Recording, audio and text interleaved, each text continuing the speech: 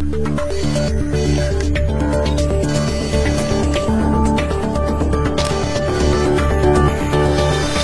layankan untuk para pihak, lebih teman-teman yang dari Kupang yang sudah hadir, dan juga teman-teman para tenaga kerja dan juga dari PLN Ranting, WLP, Tugas. Baik, jadi pertemuan kita hari ini sesuai dengan surat yang kami peroleh, itu pernyataan sikap dari para pekerja, dan juga dasar surat ini ada disposisi dari Pak Sekda kepada kita untuk kita melakukan fasilitasi. Jadi tugas kita ini untuk memfasilitasi situasi yang ada di PLN WLP Larang Tukang. Jadi sesuai dengan pernyataan sikap yang ditandatangani oleh Saudara Marianus Modulidia dan Yosef Hormu. Mungkin ini mewakili teman-teman yang lain. Jadi hari ini kita memfasilitasi perusahaan ini bekerja di Kabupaten Flores Timur, tetapi dia berdomisili di provinsi di Kupang. Jadi kegiatan fasilitasi ini kita melibatkan para pengawas. Jadi ini Pak pengawas, ini orang provinsi yang bertugas di sini. Ini pengawas. Pak Osias, ini orang provinsi yang ditugaskan di Kabupaten Flores Timur. Ini Pak Ahmad, kepala bidang sebagai mediator di sini. Sedangkan Ibu sana staf di bidang hubungan industrial. Untuk itu, selanjutnya kegiatan ini akan dipandu langsung oleh mediator dan juga para pengawas, sehingga ini ranahnya mereka. Saya juga hanya mendengar saja. Nanti apa yang mereka bicarakan, nanti kita minta pendapat dari para pihak, dari perusahaan, dari PLN maupun dari para pekerja. Baik, untuk itu selanjutnya saya serahkan sepenuhnya kepada mediator. Baik, terima kasih atas kesempatan mereka. Seperti yang saya sampaikan tadi bahwa ada permasalahan di tenaga outsourcing di PLN WLP Larang Tukang dengan surat pernyataan sikap yang ditujukan kepada pemerintah daerah dalam hal dinas tenaga kerja. Sehingga salah satu tugas kami sebagai dinas itu memfasilitasi penyelesaian permasalahan tenaga kerja, tapi sesuai dengan aturan tenaga kerja. Baik, jadi sebelum kita melaksanakan istilah berunding, perlu kami sampaikan dulu bahwa ada tata tertib perundingan. Bahwa pertama kita harus pahami dulu bahwa di sini bukan pengadilan. Di sini penyelesaian sesuai dengan Undang-Undang Nomor 2 Tahun 2004. Di sini penyelesaian di luar pengadilan. Jadi di sini tidak menentukan siapa yang salah, siapa yang benar. Kita mencari jalan keluar sesuai dengan aturan ketenagakerjaan. Kita kembali ke permasalahan ini, bahwa di surat pernyataan sikap daripada para pekerja itu status mereka outsourcing yang dikirim oleh penyedia jasa tenaga kerja PT Trio Duta Pratama di Kupang. Dari surat mereka ini itu hanya terlihat 3 orang tenaga kerja yang namanya muncul, tapi yang lain belum. Jadi sebentar kita tanya kepada para pekerja, kira-kira yang bermasalah ini jumlah tenaga kerja berapa orang? Karena di sini muncul hanya 3 orang. Itu yang pertama. Terus yang kedua, menyangkut tata tertib perundingan, itu kita diharapkan supaya kita sebagai peserta kita bersikap sopan dan beretika. Pada saat salah satu pihak diberi kesempatan untuk menyampaikan keterangan, kita yang lain duduk dengar, masih ada gila berikutnya. Begitu pula sebaliknya. Dan diharapkan supaya penyelesaian ini secara musyawarah untuk mencapai mufakat, tapi sesuai dengan aturan ketenagakerjaan. Jadi sebelumnya saya sampaikan tentang inti sari daripada pernyataan sikap dari tenaga kerja outsourcing, karena di sini dan tembusannya tidak ada di PT Trio. PT Trio tidak dapat tembusan, sehingga saya sampaikan intisan dulu, sebentar baru saya kasih kesempatan kepada para pihak untuk menyampaikan dan pengawas tenaga kerja provinsi untuk bisa menanyakan kira-kira sesuai dengan aturan, karena pengawas tenaga kerja itu penegak peraturan tenaga kerja. Jadi saya sampaikan intisannya dulu,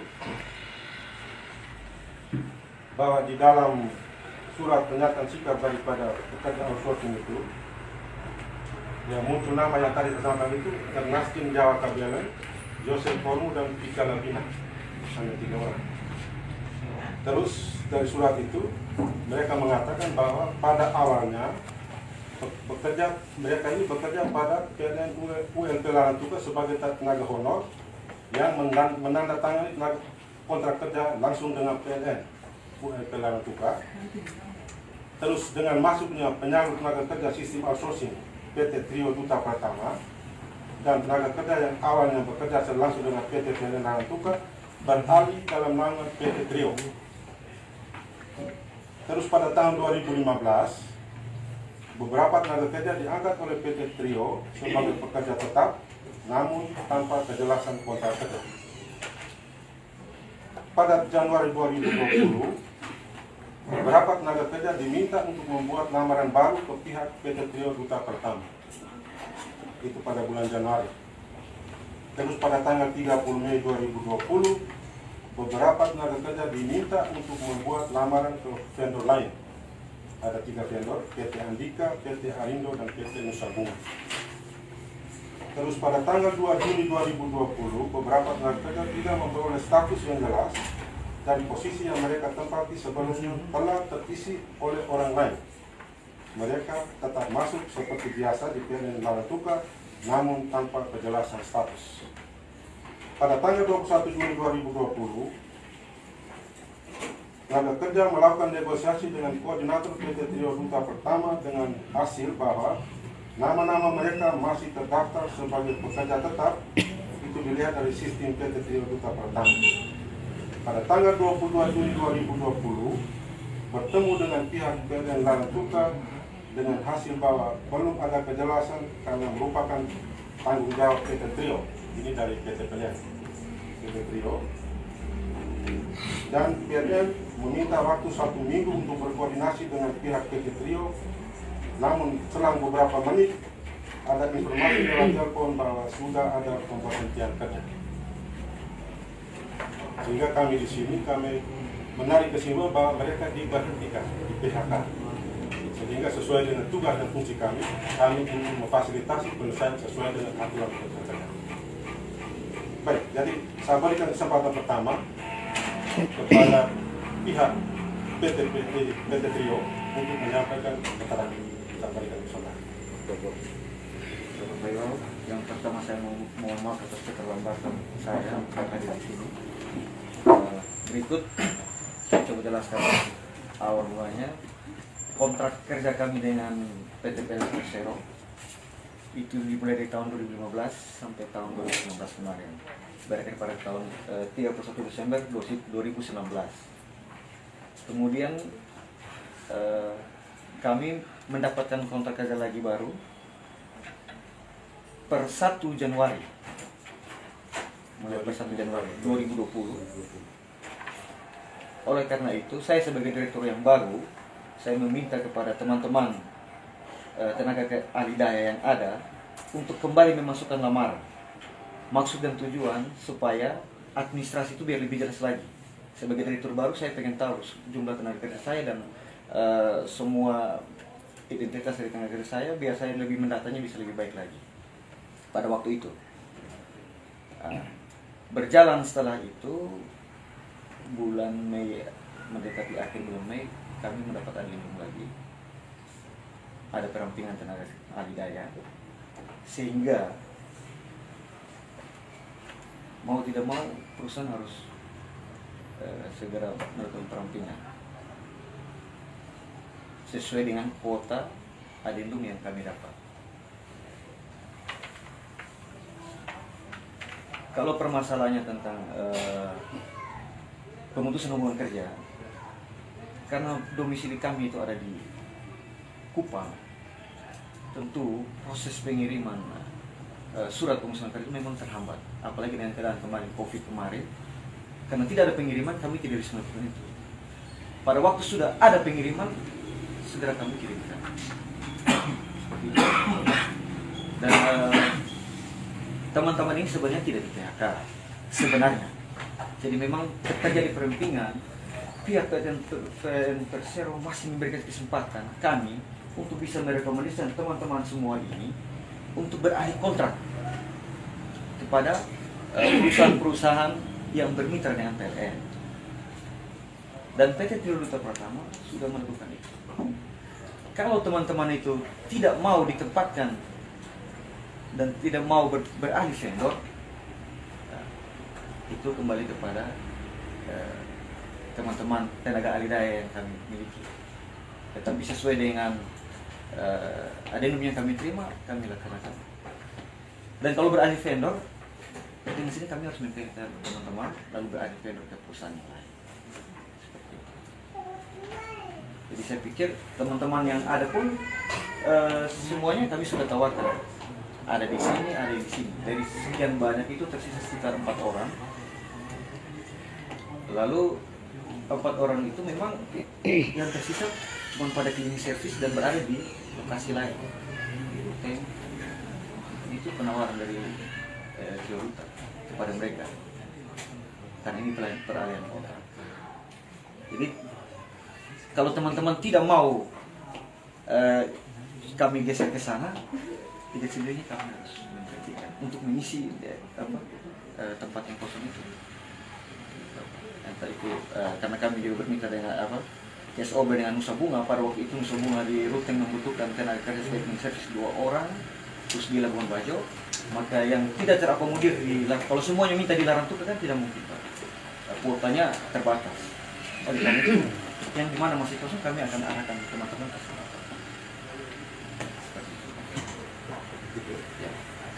Jadi pada intinya bahwa dia dari pihak PT Bio tidak memberhentikan. Tadi kita semua sudah dengar. Namun sebelum saya serahkan kepada pengawas sebagai penegak aturan, saya sampaikan dulu bahwa dasar perselisihan suatu aturan Undang-Undang Nomor 13 pasti kita semua sudah tahu. Undang-Undang Nomor 13 dengan Peraturan Menteri Tenaga Kerja Nomor 19 Tahun 2012 dengan aturan pelaksanaan. Baik, sebelum sabar itu. Nanti giliran bekerja, saya serahkan kepada pengawas dulu untuk memberikan meminta keterangan sesuai dengan aturan kepada pengawas kerja kami sesuai. Baik, terima kasih. Sebelumnya saya memaafkan hari ini hari depan saya jadi mantan bos di Sekda hari ini. Saya minta maaf Bapak, saya di sini. Baik. Tentunya bahwa kita menyelesaikan kasus tenaga kerja itu tidak boleh dijual dari. Setelah mendengar cerita daripada Direktur Angkutan, izin usaha operasional itu sudah dibuat untuk tenaga outsourcing. Itu tahun berapa? Itu berakhir tahun 2021. Yang dikeluarkan oleh masih kami punya itu masih berlaku yang dari provinsi, Pak. Yang karena masih berlaku itu jadi kami sudah berusaha OSS. Nah, kemarin pas COVID itu belum bisa melakukan tindak lanjut. Oleh karena itu kami masih menggunakan izin operasional yang dari provinsi. Saya orang provinsi, saya tanya, apakah izin operasional tenaga kerja outsourcing itu di perusahaan sudah ada? Sudah ada, Pak. Terbitnya tahun berapa?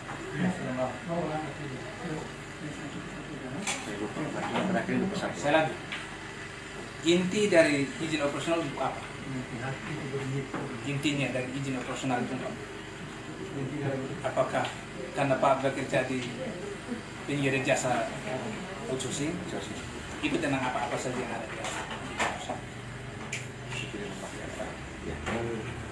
Kalau Pak tidak tahu berarti sulit untuk saya bisa. Cuma intinya di situ. Intinya bahwa pada saat izin operasional keluar itu pasti kita tahu bahwa izin ini keluar untuk buat apa. Pasti hal-hal yang kaitan dengan izin operasional ada termuat semua di situ. Maka saya tanya, tidak tahu ya.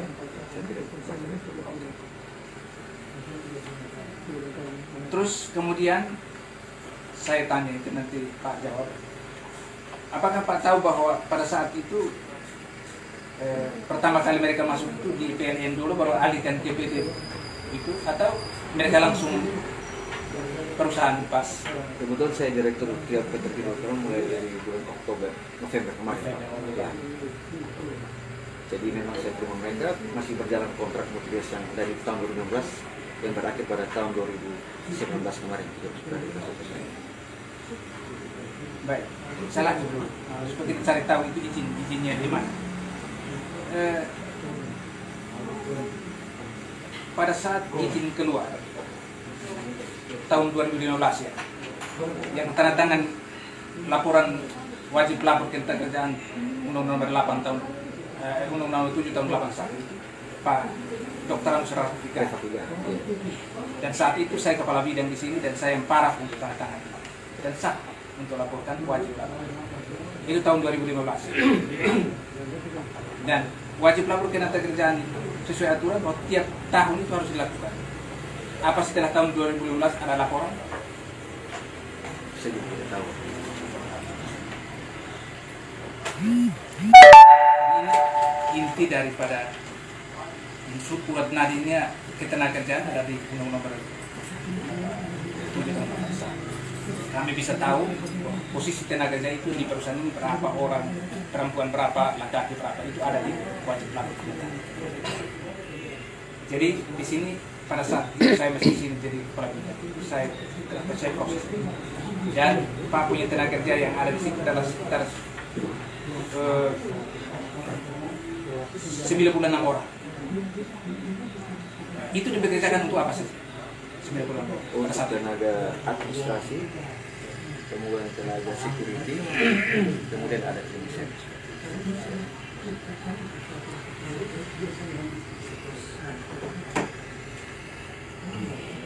Ada 3 ya?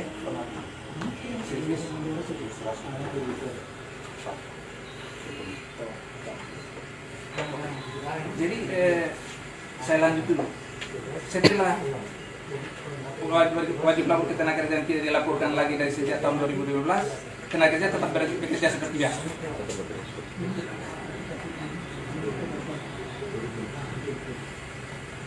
Pak baru saya mau tanya.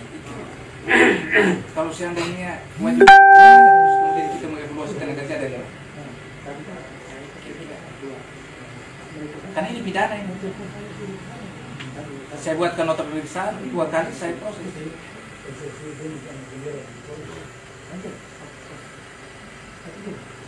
Saya proses karena nakes trans itu tahu udah nadinya tenaga kerja itu ada di wajib lapor. Contohnya BRI kemarin saya baru proses dan sudah kembali, sudah ambil yang PLN sudah ambil. PLN Laran Tukar dan PLN WR sudah diambil. Kemarin saya proses. Tapi kalau PT ini kan hanya 2016, yang kondisi tenaga kerja 96. Sampai yang saat hari saya tidak tahu berapa. Ada yang kami lakukan pelaporan melalui online. Bisa. Ya. Online itu harus lapor ke tenaga. Sudah selesai. Tolong. Terus saya tanya tentang masalah pokok. Kalau seandainya mereka masih ada sampai dengan 31 Desember 2019,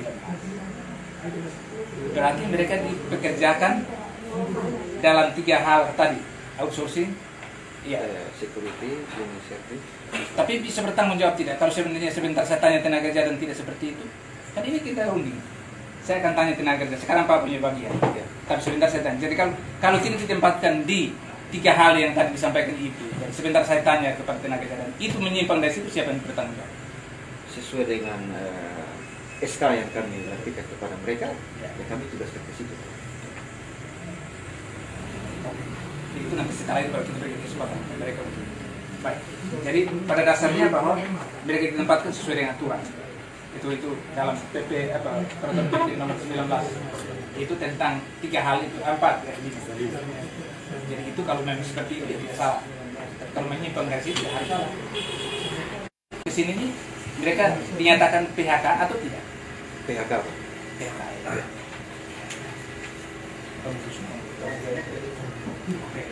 Karena masalah Kuota yang kami dapat. tidak cukup. Iya. Tapi sebelum PHK itu ada penyampaian kepada mereka.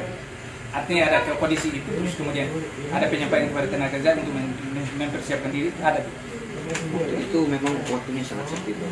Kami dapat kabar dari perampingan yang 1 Juni harus selesai. Jadi harus berlaku. Urusan segera dan kondisi kami, kondisi COVID-19 itu menghambat seluruh aktivitas secara langsung. Sehingga pemberitahuan kami melalui koordinator kami untuk segera memberitahukan kepada teman-teman. PHK itu terjadi karena tadi peralihan kontrak itu. Karena harus peralihan kontrak, maka kami harus memberitakan teman-teman kami untuk bisa dialihkan kontrak kepada mitra-mitra PLN yang lain. Tidak dapat bekerja di sana. Istilahnya bahwa ada pengalihan perusahaan. Ya. Dengan kondisi. Dan kondisi ini, di mana ada mitra yang masih membutuhkan tenaga kerja, teman-teman ini akan dialihkan ke kontrak yang masih membutuhkan tenaga kerja.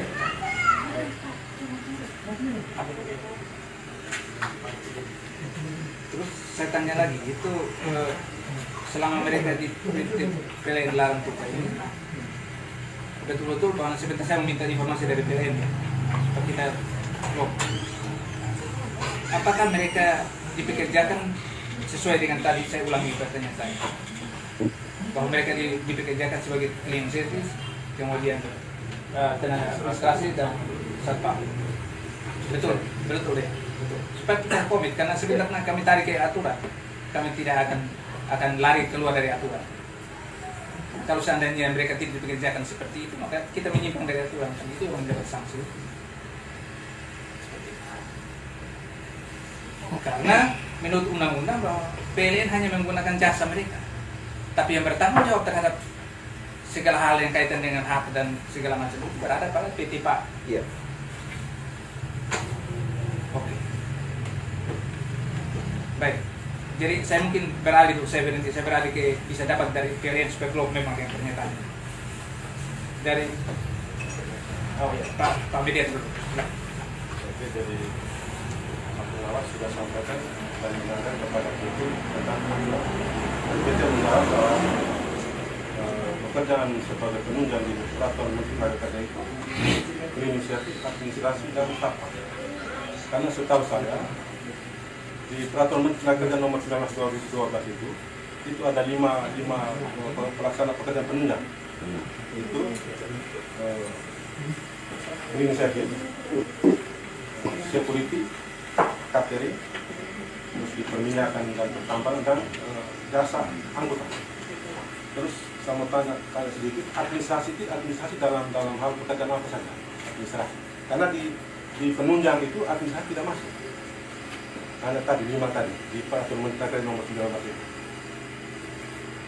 Dan di peraturan Menteri itu juga setiap tenaga kerja akan dibuat perjanjian kerja. Dan di surat panggilan kami juga disuruh untuk membawa bukti-bukti yang berkaitan dengan masalah ini. Tapi saya lihat Bapak juga jalan tidak bawa tas, dan mungkin kita bisa minta perjanjian kerja dengan PLN, terus nanti sebentar PLN dengan mereka, ada dengan pekerja, PT Trio dengan pekerja. Itu sekarang kita bisa minta. Supaya kita melihat kira-kira di situ jangka waktu daripada perjanjian itu berapa lama. Jangan sampai waktunya belum habis, Bapak sudah mempersetujukan. Jadi kalau kami dengan teman-teman di untuk pertama, kami langsung mengangkat mereka sebagai tenaga kerja tetap di PLN. Kenapa? Pada waktu sebelum mulai 2015 itu PT Trio Duta Pratama dengan tenaga kerja ini cuma kontraknya per 1 tahun dengan tenaga kerja outsourcing PKWT ya. Jadi per 1 tahun lalu perpanjang lagi. Pada waktu PT Trio Duta Pratama mendapatkan kontrak kerjanya itu multi years 5 tahun, sedangkan aktivitas itu terus berjalan kegiatan kantor. Makanya PT Trio dasar kemanusiaan PT Trio Duta pertama mengangkat teman-teman itu menjadi tenaga kerja tetap melalui SK pengangkatan. Karena masa kerjanya kan 5 tahun. Kalau bekerja di 2 tahun, terus kami perpanjang 1 tahun, lalu apakah kami harus berhentikan lagi? PT Trio tidak berpikir seperti itu, maka kami mengatakan mereka karena mereka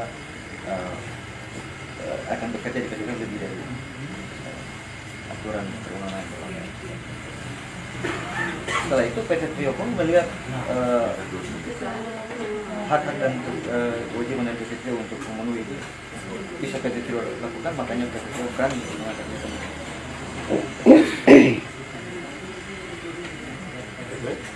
Jadi sebelum saya serahkan kalau sampai dulu, kalau tadi saya sampaikan bahwa perjanjian kerja itu bahwa tidak perjanjian kerja.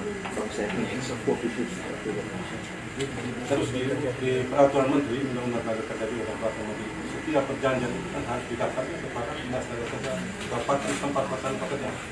Sampai sekarang data-data perjanjian kerja dari PT Trio PLN juga ketika apa dari PT Trio tenaga kerja juga tidak ada. Tadi Bapak sampaikan bahwa mereka tenaga kerja pertama PKRT. Harus dialihkan ke PKRT. Tenaga ikut mereka tenaga kuasa. Jadi maksudnya terakhirnya dialihkan ke tetap tenaga tetap. Ya. Terus balik lagi ke PKRT lagi. Belum ada. Berhentikan tuh. Ya. Oh, jadi mereka posisi diberhentikan itu posisinya PKRT. Tetap. Salah untuk baik. Ini kenapa kami cari? Karena sudah terjawab bahwa awalnya adalah bekerja harian tidak tetap, tapi terakhir yang kena kontrak. Maksudnya ketika kalau memenuhi unsur-unsur Undang-Undang 13 pasal 156, maka dia akan kenakan pesangon. Karena kalau dia sudah menjadi pegawai tetap, berarti itu otomatis PHK harus dibayar dengan pesangon. Itu kan sudah terjawab, saya sudah cari. Tapi apakah memang betul itu perjanjian kerja itu Pak karena baru tidak tahu, tapi tenaga kerja ada yang bawa? Ada. Saya tidak minta untuk komentar, tapi saya minta apa-apa. Saya kita beri contoh apa dari 2006, 2000 berapa? 2010, 2012. Saya minta. Saya tidak suruh untuk komentar, saya minta bukan.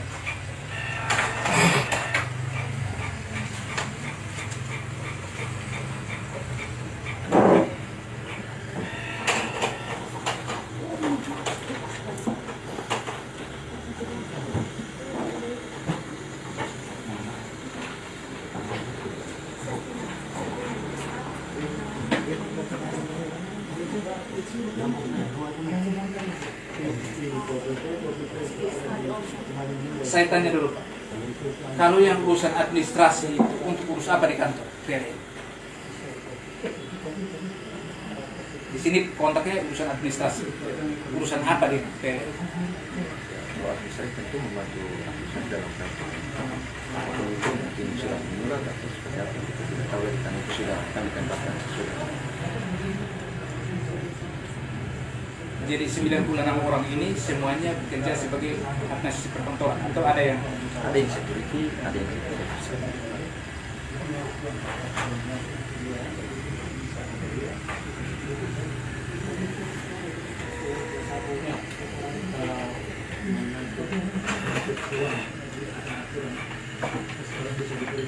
Saya ke PLN ya, yang bawa ke PLN. Saya tanya. Di PLN di dalam Undang-Undang 13 itu Bapak hanya menggunakan jasa mereka. Ya, kami ya masuk ke pasal 64 sampai 66 ya. Ya.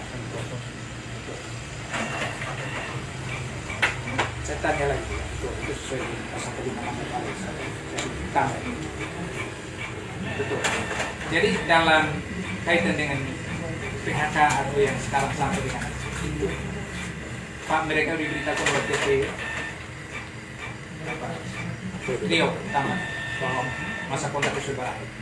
Ya, jadi mungkin saya ceritakan sedikit Pak ya kronologisnya. Jadi kalau terkait masalah izin, terkait masalah penggunaan tenaga kerja, mungkin kami juga sudah punya izin ya terkait masalah Permenaker nomor 19 ya tahun 2012 pasal 4 itu kami juga sudah ada asosiasinya yang menentukan pekerjaan inti dan penunjang.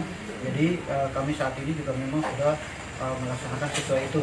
Nah, kemudian terkait masalah per Juni ini ada perubahan kontrak. Jadi kita secara NTT ini total ada 16 kontrak alidaya, 16 kontrak alidaya yang tersebar di seluruh kabupaten di NTT ini. Jadi semua kontrak itu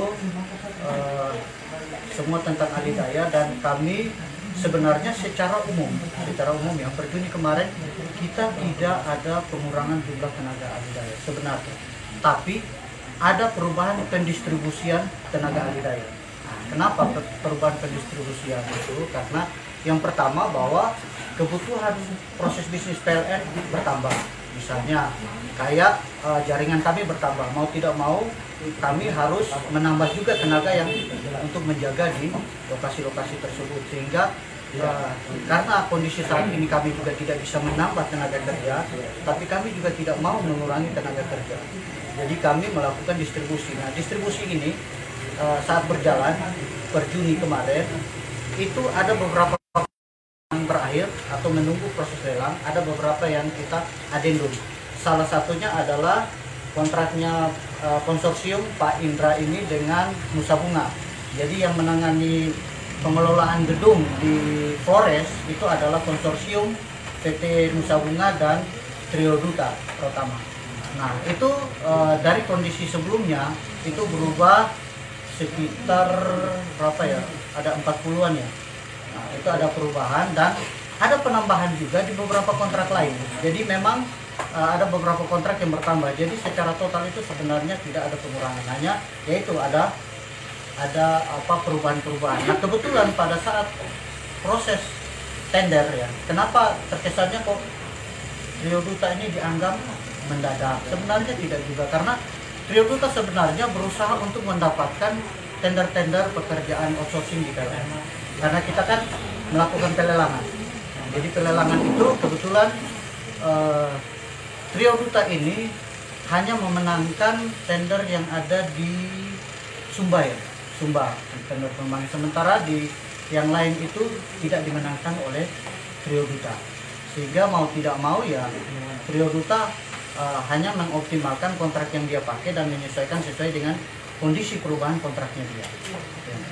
Tapi pada saat proses perubahan ini kami sebagai bentuk kemanusiaan sebenarnya kami mau melakukan beberapa langkah. Yang pertama bahwa setiap vendor pemenang yang baru itu kami minta untuk tidak memprioritaskan merekrut orang baru. Ya, jadi karena kalau dia merekrut orang baru akhirnya diberhentikan oleh perusahaannya karena memang dia tidak dapat kerja, mau bilang apa lagi. Jadi vendor semua vendor pemenang yang baru kami meminta untuk memberikan waktu sehingga vendor-vendor yang tenaga kerjanya berkurang ini memutuskan dulu orang-orangnya siapa. Misalnya kalau dia ini 100 orang sebelumnya berubah menjadi 60, berarti dia harus memutuskan 60 orang ini siapa yang bertahan, kemudian 40 orangnya ini dia harus rekomendasikan ke vendor-vendor yang lain supaya vendor-vendor lain mau menerima. Nah, itu sudah jadi komitmen, walaupun itu sebenarnya bukan kewajiban sebenarnya, tapi vendor-vendor itu mau membantu untuk menunggu menerima tenaga kerja ini. Nah, tapi ya itu lokasi sesuai dengan kontrak yang didapat sama si vendor. Misalnya vendor ini dapat rinciannya kalau kayak administrasi niaga ya, niaga itu kalau tidak salah setiap rayon itu palingan 4, satu WLP itu 4. Jadi pendistribusiannya seperti itu. Nah, otomatis si vendor yang baru juga pada saat dia menerima, dia akan menempatkan lokasi sesuai dengan itu. Nah, sekarang tergantung tenaga kerja mau atau tidak. Nah, itu kesempatan awalnya kami hanya memberikan sampai dengan tanggal 2 Juni. Karena kalau vendor tidak segera mengklopkan jumlah tenaga kerja, vendor pasti akan kena sanksi dari kami. Tapi kami memberikan waktu lagi kalau bisa sampai minggu pertama bulan Juni untuk orang-orang ini diberi kesempatan. Yang pertama mungkin proses kayak membuat lamaran segala macam, ya toh. Namanya kita bergabung ke perusahaan orang lain, masa tidak melamar? Harus melamar supaya bisa diakui secara resmi, secara sah di perusahaan itu. Kemudian baru bisa mendiskusikan, oh saya lokasi di mana sih? Nah, itu. Nah, seperti itu yang dilakukan. Jadi kami memberikan sampai dengan waktu 1 minggu, minggu pertama ya, bulan Juni. Artinya bahwa sebenarnya tingkat kerugian ada di kami memberikan waktu itu. Tapi ya sudah, ini demi alasan supaya tenaga kerja ini banyak yang bisa terakomodir oleh vendor-vendor yang ada, dan vendor-vendor yang baru ini mau untuk menerima mereka, ya sudah kami kasih kelunakan seperti itu. Nah, yang terjadi cukup banyak memang yang mau, tapi cukup banyak juga yang tidak mau. Mungkin bukan hanya case di sini ya, case di Sumba juga ada. Karyawannya beliau ini juga banyak yang memang karena beliau hanya dapat pembangkit sama kontrak pengelolaan gedung memang sudah jalan, tapi ada pengurangan. Jadi mana yang bisa beliau distribusikan untuk pembangkit, ya beliau tidak PHK, beliau tawarkan untuk mau tidak di sini. Begitupun vendor yang lain sama, mereka juga menawarkan ke tenaga kerjanya untuk mau pindah ke sana. Tapi pada saat tenaga kerjanya tidak mau, ya sudah mau tidak mau dia harus berhentikan, sehingga dia bisa mencari orang lain untuk memenuhi kontrak yang dituntut ke dia. Nah, seperti itu Pak. Jadi ceritanya kenapa per Juni ini ada sedikit perubahan, karena memang kebutuhan kami juga ya berubah, karena kami memprioritaskan untuk pelayanan kepada pelanggan, pertumbuhan listrik baru, sehingga mau tidak mau ya kami harus melakukan rekomposisi lah, semacam rekomposisi, melakukan ya sebenarnya bukan efisiensi sih, sebenarnya lebih ke ini mendistribusikan pekerja sesuai dengan kebutuhan yang saat ini mendesak dan saat ini dibutuhkan untuk segera ditangani, sehingga pelayanan itu tidak terlalu terganggu. Seperti itu Pak. Jadi kaitan dengan kerjasama antara PLN dan PT Rio itu memang sudah berjalan sesuai. Sekarang saya ke Pak Rio. Kalau ceritanya antara Pak dengan PT sebenarnya kalau kita melihat dari undang-undang bahwa hanya pengalihan dari perusahaan yang satu ke perusahaan lain dengan catatan pekerjaan yang sama atau berbeda karena izin tadi. Nah, saya mau tanya, ketika Pak sampaikan kepada mereka bahwa karena kita dapat tender hanya saya dapat di Sumba dan harus segera beralih ke perusahaan lain yang ada di Naratuka, yang lain setuju untuk melamar, ada yang lain yang tidak, atau semua setuju? Ya, ada yang setuju, ada yang tidak setuju. Jadi Bapak, kalau kami tetap dapatnya di sini di Naratuka, yang maju sebagai leader itu adalah PT Nusa Bunga. Kemudian perjanjian kami akan ke floating ini PT Produka untuk PBB. Di sini kami tetap dapat memang terjadi perang pihak. Oleh karena itu mau kami mengikuti. Suaranya bisa dibesarkan sedikit dan kami dengar kemarang dan dia tidak dengar kemarang. Juga penjelasan dari Pak Indra suaranya dibesarkan sedikit. Kami tidak dengar. Oke, tapi kalau memang aslinya tidak begitu berarti harus kita siap dengar. Jadi begini, Pak Indra memang tadi omong itu agak mungkin dia belakang tidak dengar. Tetapi saya maksudnya begini, kalau seandainya Pak masih dapat di sini dan juga karena peralihan perusahaan, maka tentunya jauh-jauh sebelumnya itu kan kita harus sampaikan kepada tenaga kerja untuk membuat lamaran baru kepada PT yang disiapkan oleh PT. Nah, apakah Pak sampaikan itu mereka semua setuju tadi? Atau ada yang tidak setuju? Saya ulangi lagi. Saya sampaikan itu melalui koordinator kami. Ya. Setelah itu ya jalan teman-teman yang melakukan pelawanan ke tempat lain, ada yang bikin. Lalu penyampaian lagi kepada PT tersebut, ada teman-teman yang belum terakomodir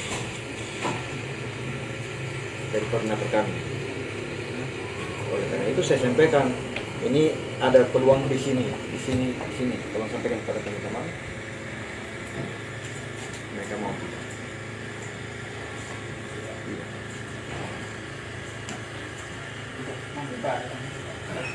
Bisa kembali ke PTP dulu. Tadi saya sabar dulu ya. Tadi Bapak sampaikan bahwa ini perusahaan dan asosiasi sudah menyerahkan pekerjaan ke PLN. Asosiasi kan kalau di pasal 4 Kemenaker itu kan asosiasi menetapkan alur. Jadi kami sudah punya, jadi ada alurnya yang kalau saya tidak salah ya nomor aktenya ini asosiasi penyedia listrik itu ada SK-nya, kemudian ada untuk akte pendirian Apelinnya ya, nama asosiasinya Apelin Pak. Jadi Apelin itu yang menentukan, yang menetapkan ya alur kerjanya PLN seluruh Indonesia. Jadi itu dengan nomor akte nomor AU 213 AH 0107 tahun 2013. Jadi alur itu sudah. Iya. Sesuai dengan peraturan menteri yang tadi Bapak sampaikan. Ya. Bahwa perusahaan pemberi pekerjaan harus melakukan jenis pekerjaan penunjang tersebut kepada instansi tempat pelaksanaan pekerjaan. Sudah Pak, kami laporkan. Ada bukti-bukti Nanti mungkin saya lampirkan, saya cari dulu kajiannya. laporkan di sini atau gimana? Itu kami lapor ke seluruh kabupaten Pak. Jadi tapi makanya kita katanya kan kami dari dinas, kami belum terima itu.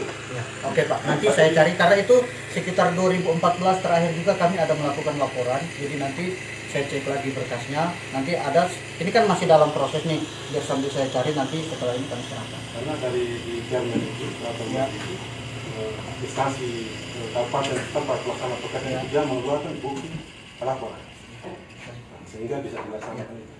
Baik, salah. Jadi sudah saya sudah dapat sedikit dari persoalan ini. Sekarang saya mau ke tenaga kerja. Siapa yang mau ke tenaga kerja? Ya. Saya mulai dari tadi yang saya tanyakan ke perusahaan dia. Pak sudah bekerja berapa tahun? Minta maaf, saya ini dipercayakan mereka sebagai juru bicara untuk menyampaikan perusahaan karena mereka jujur saja tidak memahami outsourcing ini. Akhirnya kami diskusi dan mereka memberikan kepercayaan kepada saya untuk mewakili mereka untuk berbicara, negosiasi dan segala macam. Tapi kalau misalnya Pak bisa bertanya langsung ke mereka, bisa. Ini Yosef Hormu. Pak dipercayakan oleh tenaga kerja untuk mewakili mereka. Iya, Ada mendampingi mereka. surat Ada. kuasanya di mana? Ada. Saya minta itu. Karena tidak segampang memberikan orang lain tidak ada hubungan kerja terus dia memberikan keterangan dalam forum ini.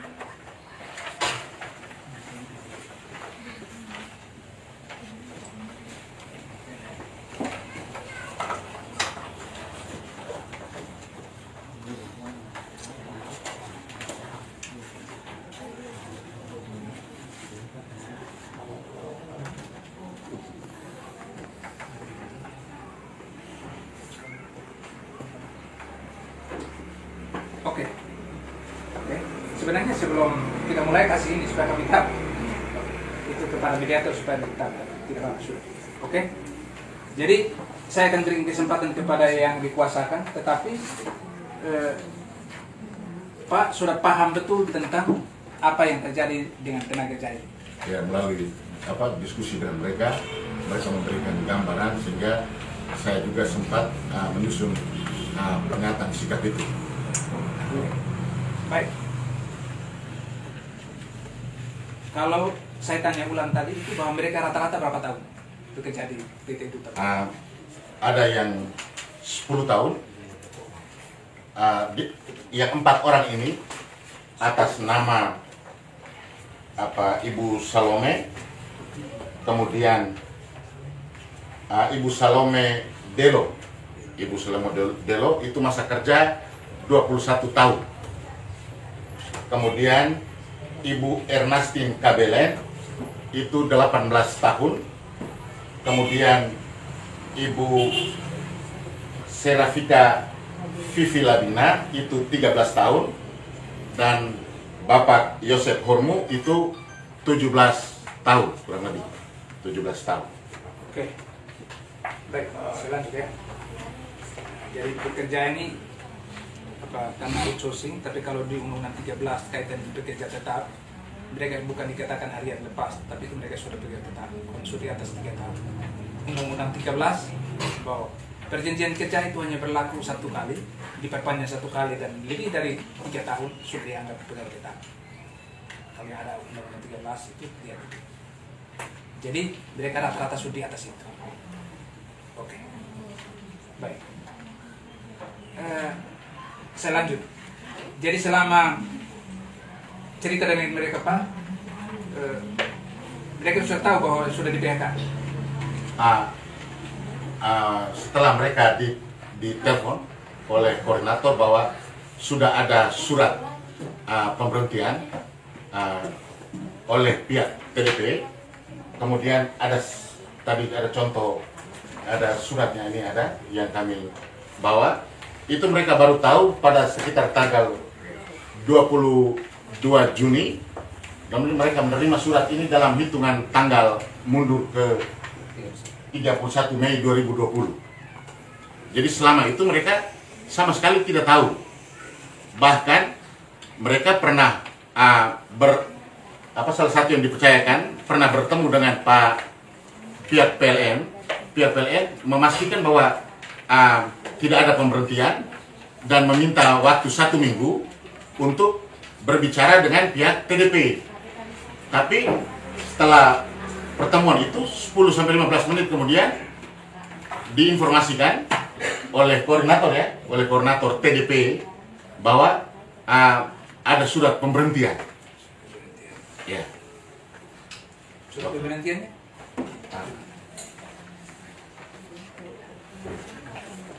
Ada di bagian belakang. Oke, saya lanjut. Apakah ada penawaran bahwa karena kita kota dilarang untuk yang sedikit dan ada pengalihan kepada perusahaan lain, itu ada penawaran? Mereka hanya diinformasikan untuk membuat lamaran, mereka buat semua. Jadi tidak benar bahwa mereka menolak mau ditempatkan kemana dan semacamnya, itu sama sekali tidak benar. Mereka mengikuti semua itu, tapi nama-nama mereka ini tidak keluar juga dari vendor-vendor lain yang mereka buat lamaran baru itu. Jadi di perusahaan lain juga mereka punya nama tidak ada, bahkan di PT Trio pertama juga tidak ada nama ya. Iya. Berarti ya.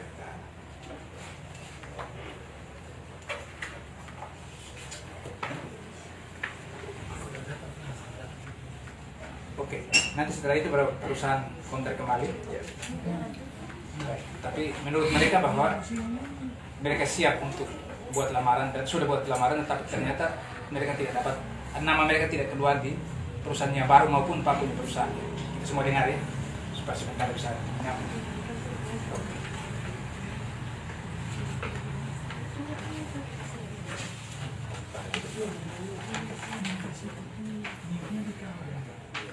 Jadi dalam PT Trio ini mereka pegawai tetap, ya.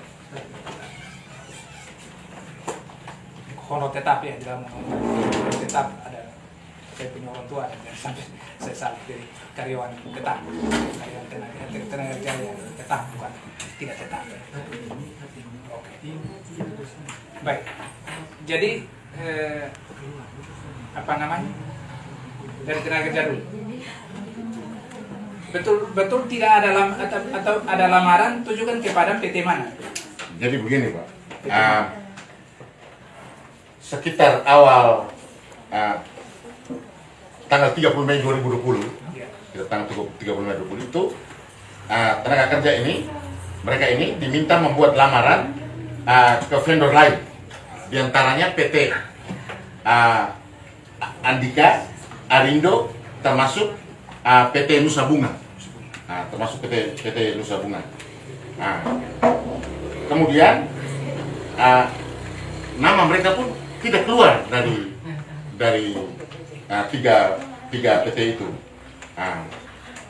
Lalu tanggal 21 Juni itu mereka berkoordinasi, seperti yang saya jelaskan tadi, berkoordinasi juga dengan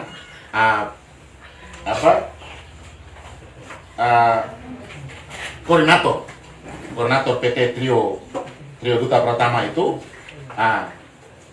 kemudian menyatakan bahwa mereka tetap dalam sistem PT TDP ini, Trio Duta Pratama ini. Lalu tanggal 22 Juni mereka bertemu dengan pihak PLN. Pihak PLN juga menyatakan bahwa belum ada kejelasan. Pertama dia menyatakan bahwa belum ada kejelasan, itu tanggung jawab PT Trio Duta Pratama. Yang kedua, sampai saat ini belum ada surat pemberhentian terhadap mereka ini. Lalu yang ketiga, meminta waktu 1 minggu untuk pihak PLN berkoordinasi dengan PT Trio Duta Pratama.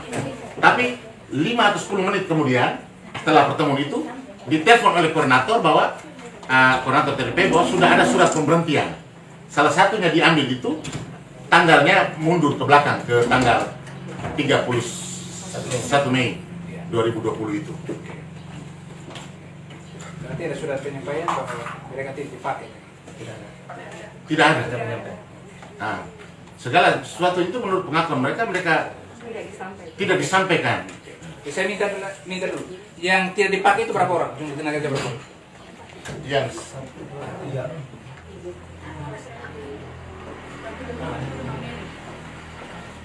Yang tidak terpakai 3 orang. 3 orang. Ada 4 orang yang hadir. 3 orang Pak, terus saya minta maaf Pak, saya sudah direkomendasi dan rekomposisi oleh PT Trio ke PT Nusa Bunga di PT Rio Bandung. Jadi sementara itu kita menunggu sampai daftar nama kita keluar. Dalam perjalanannya, nama saya ini tidak termasuk dalam Nusa Bunga tadi, diganti dengan rekomendasi, diganti dengan orang baru. Ya. Berarti 3 orang yang bermasalah di sini, 3 orang. Ya. Terus tadi bahasa itu ya? tidak, mereka di luar pegawai. Yang di luar pegawai. Itu sudah masih aktif, masih bekerja. Kalau saya daftar namanya keluar di Sopiring. Selama ini Sebagai Sama security. sini. Nama ditulis sebagai security tapi tidak memenuhi kriteria sertifikat. Tidak, maksudnya maksud pengawas itu maksudnya tenaga kerja yang bermasalah di sana itu kira-kira berapa Oh, yang di sini 3. Yang 3.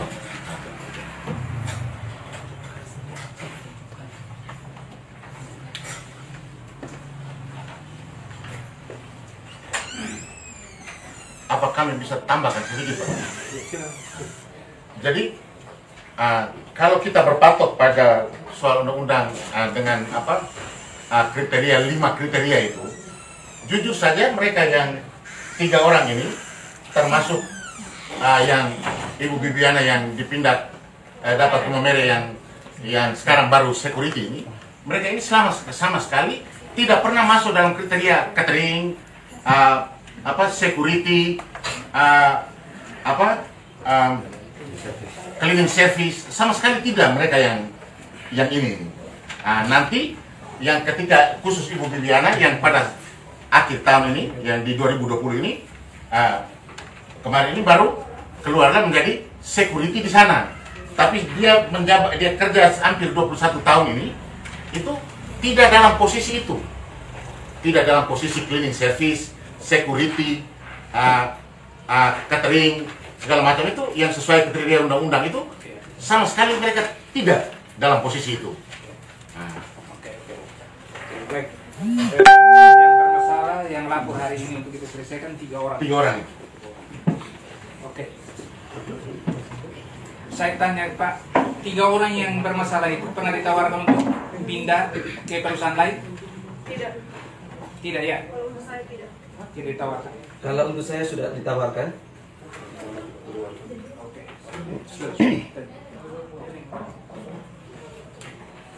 Saya berhenti di tenaga kerja dulu, saya ke PLN. PLN saya mohon klarifikasi. ya. Kalau dalam peraturan Menteri nomor 19 itu kan jelas. Ya.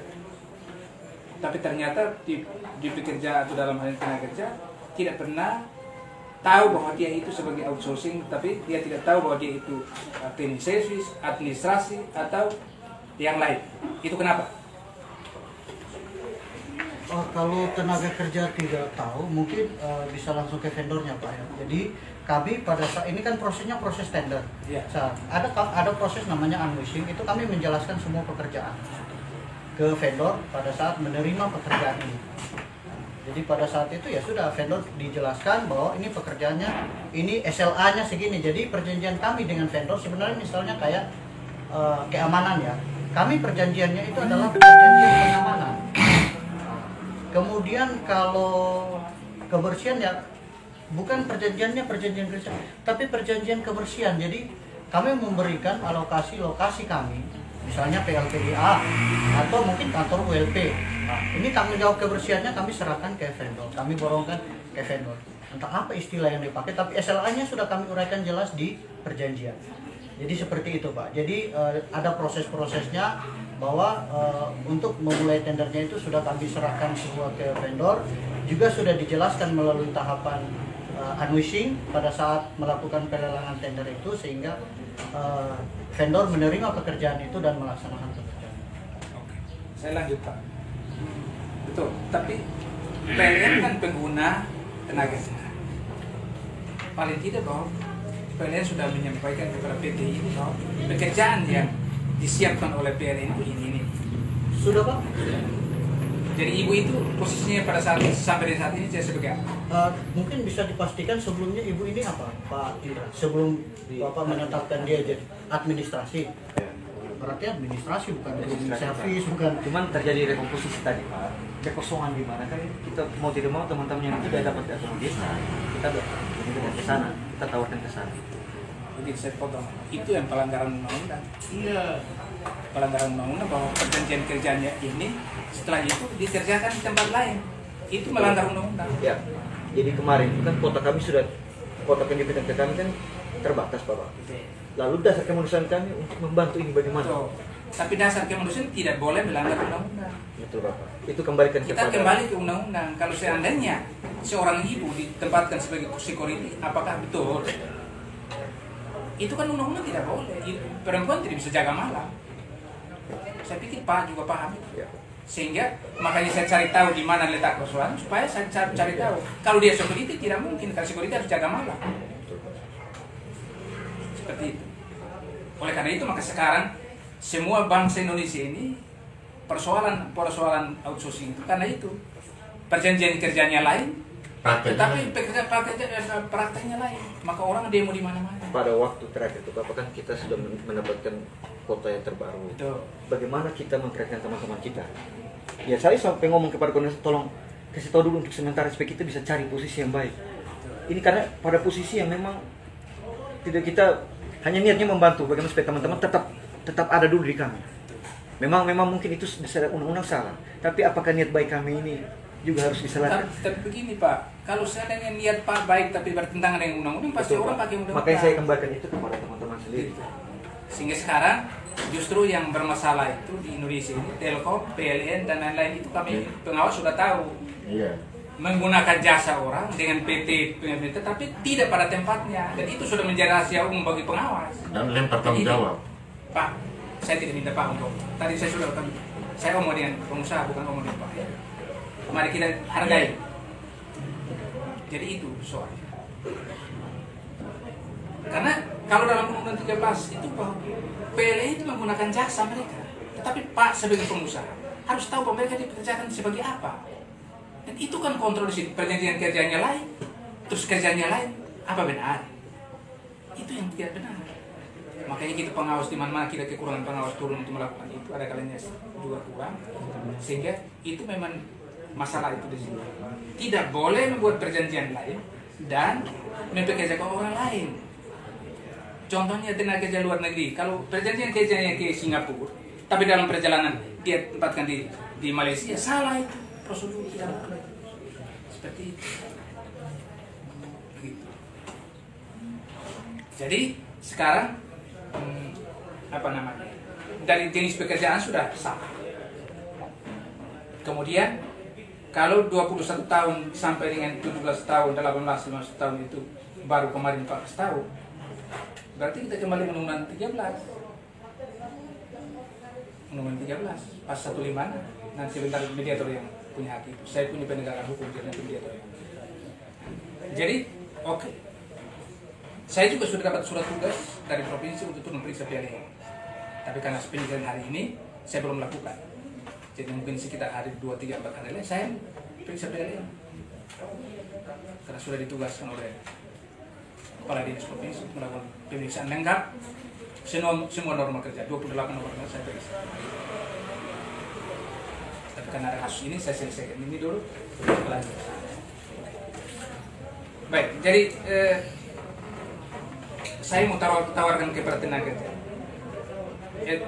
kepada pengusaha. Apa dengan kasus ini 3 orang ini setelah dilakukan sebelum kita mengambil keputusan, Pak bersedia tidak untuk menerima mereka bekerja kembali? Karena risikonya, jawaban ini risikonya.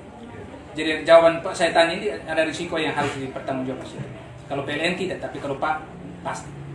Jadi apakah siap untuk menerima kembali mereka bekerja? Untuk sekarang kan kita sudah melebihi waktu kerja kami lebih dari sebulan ya Pak. Tentu tempat-tempat yang sebenarnya sudah terisi dengan orang karena teman-teman tidak mau pada kemarin itu sudah terisi. Oh, yang tidak mau. Pak, saya punya. Pak jangan tanggapi Pak dengan saya dulu. Ya, saya nanti sebentar prosedurnya. Dengan koordinatornya. Koordinatornya menyampaikan kepada teman-teman saya. Dan jadi oke. Jadi Pak tetap bersedia bahwa tidak mempekerjakan kembali 3 orang yang telah menghabiskan. Ya, karena memang kuota kami sudah. Oke, kita sepakat. Saya tanya supaya jelas. Saya minta kita ambil keputusan juga, jangan sampai masih bimbang. Jadi mereka tidak terima untuk. Saya ke tenaga kerja.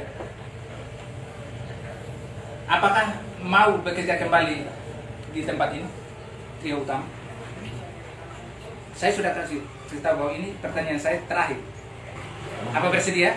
Mau bekerja kembali? Bekerja. Mau bekerja? Mereka bersedia.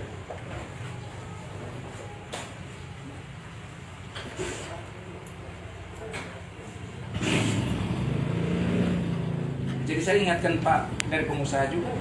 Saya penegak hukumnya ketenagakerjaan dan teman-teman saya juga tetap berkoordinasi tiap hari. Saya mau cari tahu apakah Pak punya wajib lapor selama dari 2011 sampai sekarang itu belum jalan atau jalan saya juga tidak tahu. Tapi karena harus lapor ke provinsi. Kalau saya pikir jangan sampai Pak langsung ke provinsi dan kepala dinas tangan. Tapi kalau tidak ada maka itu menjadi utama. Wajib lapor kami itu lakukan secara online. Online, iya. Tapi laporkan, ada slipnya laporkan ke nakes. Ada di provinsi. Di provinsi kita langsung online. Kemarin tuh waktu lapor. Ya. Betul. Tapi saya tahu dari mana Bapak sudah lapor harus ada. Jadi kita tinggal langsung bisa langsung di print langsung Pak. Jadi itu menjadi dasar kami untuk melakukan. Tapi saya cek. Ya, saya siap. cek. Siap.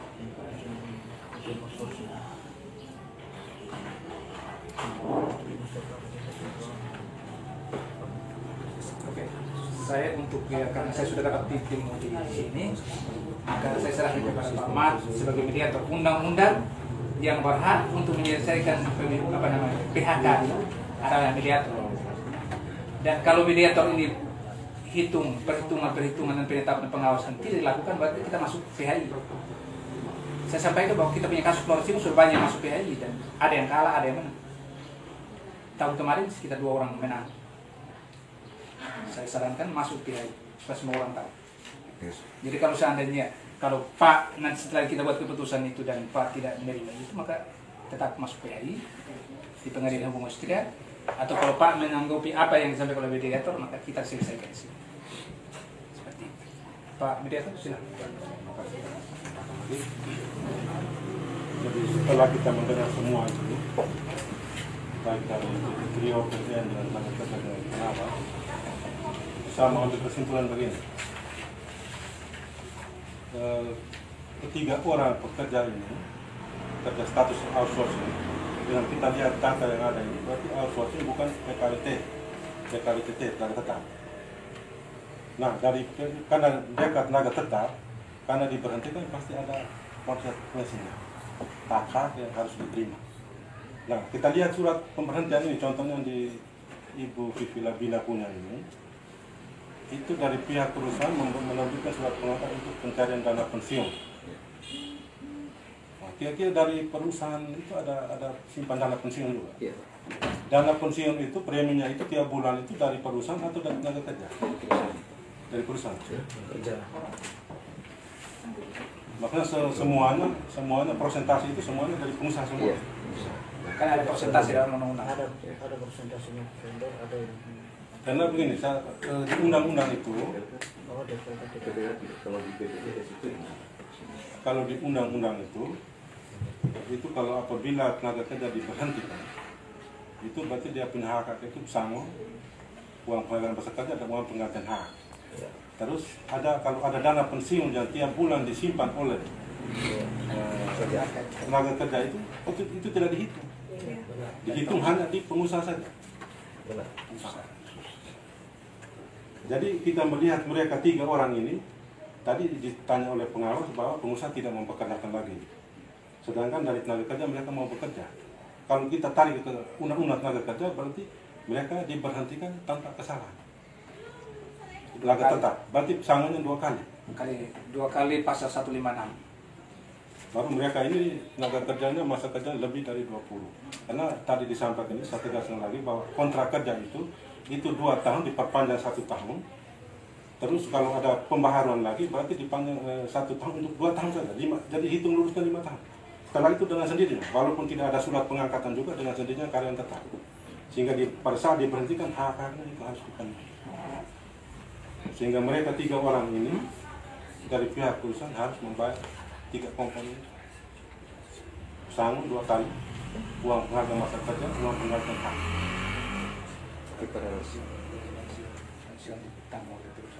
Dengan kalau pensiun ditanggung oleh perusahaan, itu berarti kita hitung. Tapi kalau ditanggung oleh dari tenaga kerja itu mereka punya uang. Kalau khusus uang. Tunggu. Silakan. Jadi dari pihak perusahaan, kira-kira dari perhitungan tadi Kami menyiapkan. Ya. Makanya kami ikutkan teman-teman ini dalam peserta DPRK. Sebagai peserta dalam DPRK yang ada di Mungkin saya jelaskan dulu. Ya. Kalau BPJS ikut. Ikut, Pak. Oke. BPJS itu hak mereka. Kalau dana pensiun sesuai Undang-Undang 13, ketika kalau perusahaan ikut sertakan dalam dana pensiun, maka pada saat dana pensiun dihitung kira-kira dana pensiun itu pas dengan Undang-Undang 13 pasal 156 tidak. Kalau kurang berarti perusahaan tambah. Kalau sesuai itu berarti tidak ada masalah. Langsung cairkan dananya di PT apa? di Simponi. Silakan. Jadi aturannya begitu. Kalau semuanya itu ditanggung oleh perusahaan, maka otomatis pada saat pensiun atau diberhentikan, maka pasangan itu akan dihitung di dana pensiun itu dan kurangnya baru ditambah oleh perusahaan. Silakan. Jadi dari pekerja sampai nanti. Ya, Jadi silakan. begini, saya lihat cenderung ada kesan berbohong, tidak jujur dalam pertemuan ini. Misalnya soal dana tabungan itu menurut mereka itu 300.000 dipotong dari gaji mereka yang tabungan di Simponi itu. Jadi harus jujurlah memberi keterangan. Saya kalau bisa saya tambahkan sedikit, Pak, untuk membuka mainframe kita terlepas dari Undang-Undang 13. Dulu itu ada panja outsourcing BUMN tahun 2013. Waktu itu zamannya Menteri Dahlan Iskan itu membuat 7 kesimpulan dan 12 rekomendasi bagaimana praktek busuk ini itu dilakukan di dalam tubuh BUMN di Indonesia.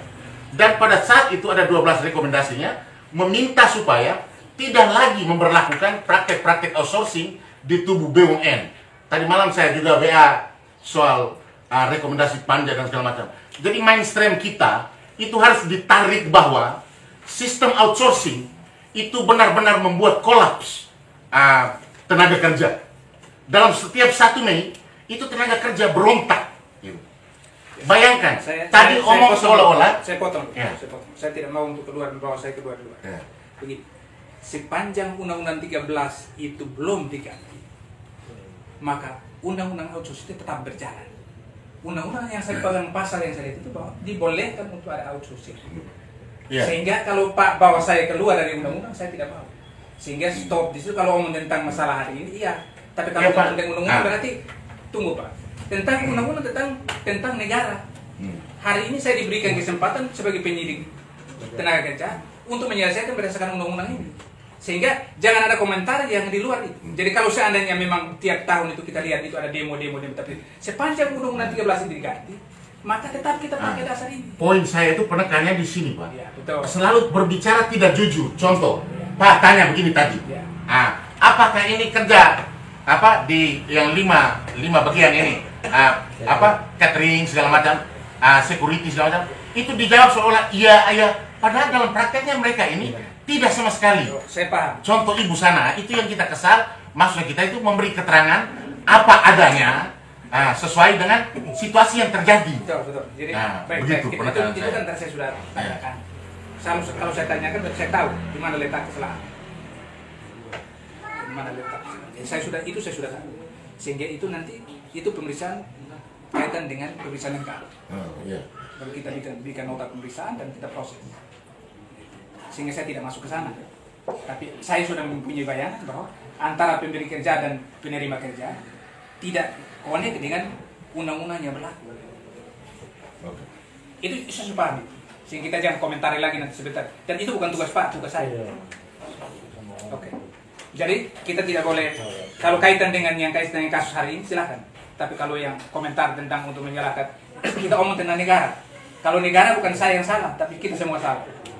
Seperti itu, Pak. Jadi baik anggota DPR RI yang menyuarakan ini dengan pemerintah pusat, itu kita harus ke sana. Karena kita semua tidak tahu pada saat undang-undang ini dibuat itu kita tidak tahu. Pengusaha, pemerintah, kemudian dengan anggota DPR sepakat baru mengeluarkan undang-undang. Semua komponen itu ada. SPSI ada di dalam baru mengeluarkan undang-undang. Sehingga kalau kita kasih salah undang-undang ini berarti kita punya wakil-wakil itu kita harus salah. Tapi apakah benar? Sehingga saya tidak mau kalau seandainya mengkomentar itu di luar undang-undang. Pak ya? Seperti itu. Jadi untuk otopsi tetap masih berlaku. Oke. Jadi apa yang disampaikan pengawas tadi menyangkut tadi Bapak juru bicara jelaskan itu nanti kewenangan pengawas. Dia turun periksa apakah 5 pelaksana penunjang itu dilaksanakan betul atau tidak. Itu tugasnya pengawas.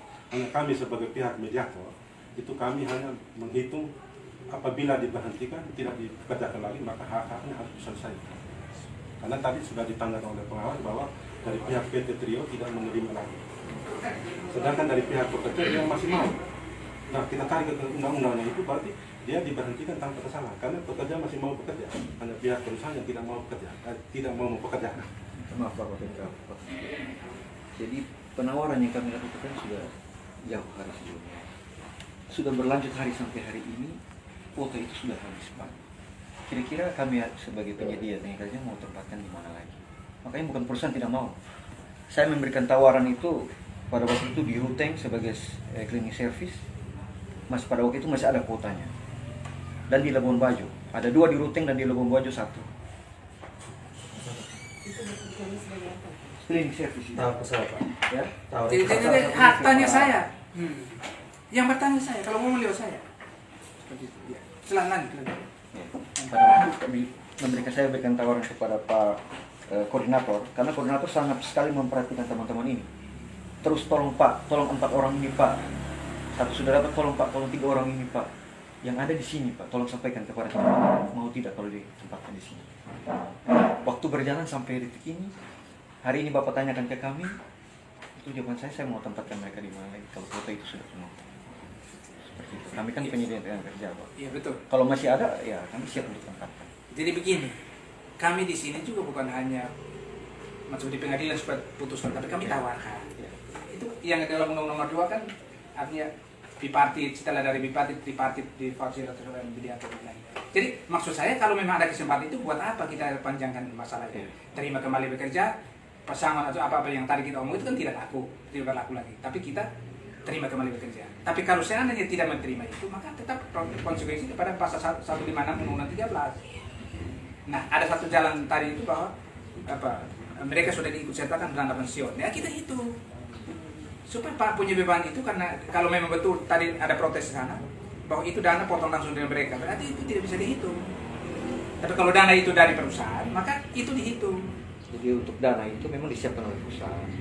Teman-teman jangan melihat kontrak kerjasama kami dengan PLN lalu teman-teman menganggap itu menjadi kontrak kerjasama kami dengan teman-teman. Nah, itu yang salah. Kalau melihat ke situ itu pasti salah Pak.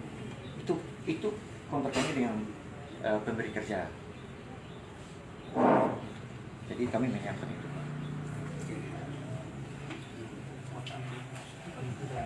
Saya kembali kepada ini supaya saya rujuk ini ke Pendeta. Apa memang betul bahwa 300.000 yang dipotong untuk dana pensiun itu berasal dari perusahaan atau berasal dari tenaga kerja? Dari perusahaan, Pak. Saya tanya langsung kepada 300.000 yang dipotong untuk masuk ke dana pensiun itu betul dari perusahaan atau dari kamu? Itu dari kami Pak, itu termasuk dalam daftar gaji yang dihitungkan dipotong uang transfer sebagai untuk kita upaya kita terima, termasuk dengan potongan untuk pensiunan, untuk potong untuk kita punya DLPK tadi. Itu sudah dirinci dalam daftar gaji. Berarti itu dari upah kami Pak. Bisa dibuktikan? Bisa. Apa yang bisa Rincian Rincian gaji upah saudara kan tidak ada. Itu kan tagihan kami ke sana. Kalau mereka lihat rincian tagihan kami ke pihak pemberi kerja. Kamu pada saat terima gaji itu ada rincian gaji atau kami PNS itu ada? Justru itu Pak yang saya bicara rincian gaji tadi Pak, yang saya bicara tadi kan rincian Saya tadi. tanya satu-satu. Kalau ada itu kita minta supaya meyakinkan Pak satu punya alasan Saya tadi. baru November. Bisa dibuktikan tidak bahwa itu di luar dari rincian gaji? Kalau kamu tidak buktikan berarti kamu yang bohong, bukan dia. Jadi saya bisa buktikan Pak dengan dari gaji yang lama yang terbaru kita pernah terima terdapat gaji. Hanya sebatas koordinator dan tidak diterus pada kami. Oke, jadi ini dua pendapat ya.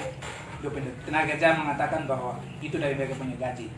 Perusahaan bilang itu dari perusahaan. Nah kami yang ditunjuk untuk dari undang-undang untuk menyelesaikan kasus ini harus diberikan bukti supaya kita ambil keputusan jangan sampai salah. Gitu. Jadi apa namanya? Bukti bahwa betul-betul itu ada potongan dari dia punya gaji atau dari perusahaan. Sehingga kita bisa juga. Memang undang-undang sudah jelas bagi kita. Kalau itu dari perusahaan ya tinggal dihitung sisanya. Kalau pas dengan itu ya sudah. Cairkan dana itu selesai. Seperti itu. Jadi kita mesti minta itu apa rincian gaji. Pikir gaji itu.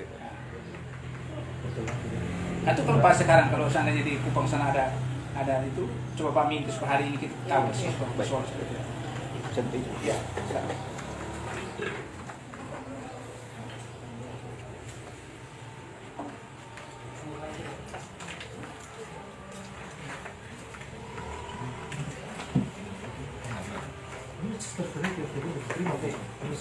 Ini tidak perlu disampaikan masuk rinciannya tidak pada kesini kami.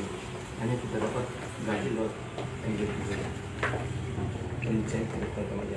Pak, sebentar bicara kita sambil menunggu pihak Sebentar. saya minta nama 3 orang. Nama 3 orang itu harus masa kerjanya dengan upah terakhir.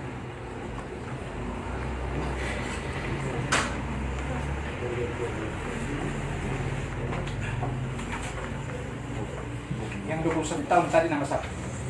Yang Salome Delo. Kalau Salome Delo ini yang sudah ke Momel jadi security. Oke. Dan maksudnya ada surat keputusan macam TV Labina punya ini sudah ada. Yang 3 ini ada ya? Nah, yang dua lagi ini ada. Ada. Kita minta di mana? Saya ada di rumah Pak. Di rumah. Ya. Maksudnya sampai kan ada kasih di sini supaya kita bisa tulis nama masa kerja dengan upah terakhir kita dasar berita. Nah, Pak Yosef Kormu ini dia masa kerjanya 17 tahun. Yosef Kormu 17 tahun. 17 tahun. Gaji terakhir ini berapa? Gaji terakhir. Gaji terakhirnya yang masuk ke rekening itu Rp2.698.792. 2.698.792. Terus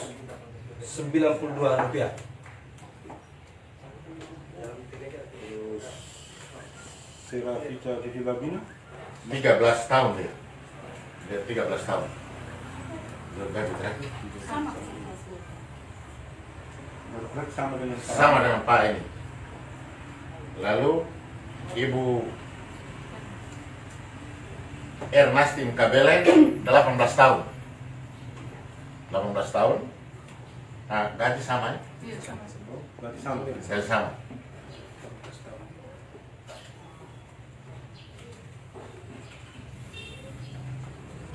Jadi saya minta nama dengan masa kerja dengan upah terakhir itu sebagai dasar perhitungan. Dasar perhitungan nanti kita lihat rujukan Undang-Undang Nomor 13 Pasal 156. Setelah kita hitung setelah dibuktikan dengan itu yang tadi yang 300 berapa tadi ya? Kalau 300 ya. Apakah betul dipotong dari menurut keterangan dari pihak perusahaan baru dari perusahaan? Kalau memang dari pihak kerja berarti kita tidak hitung, itu kan hak daripada tenaga kerja kita hitung. Coba orang kan.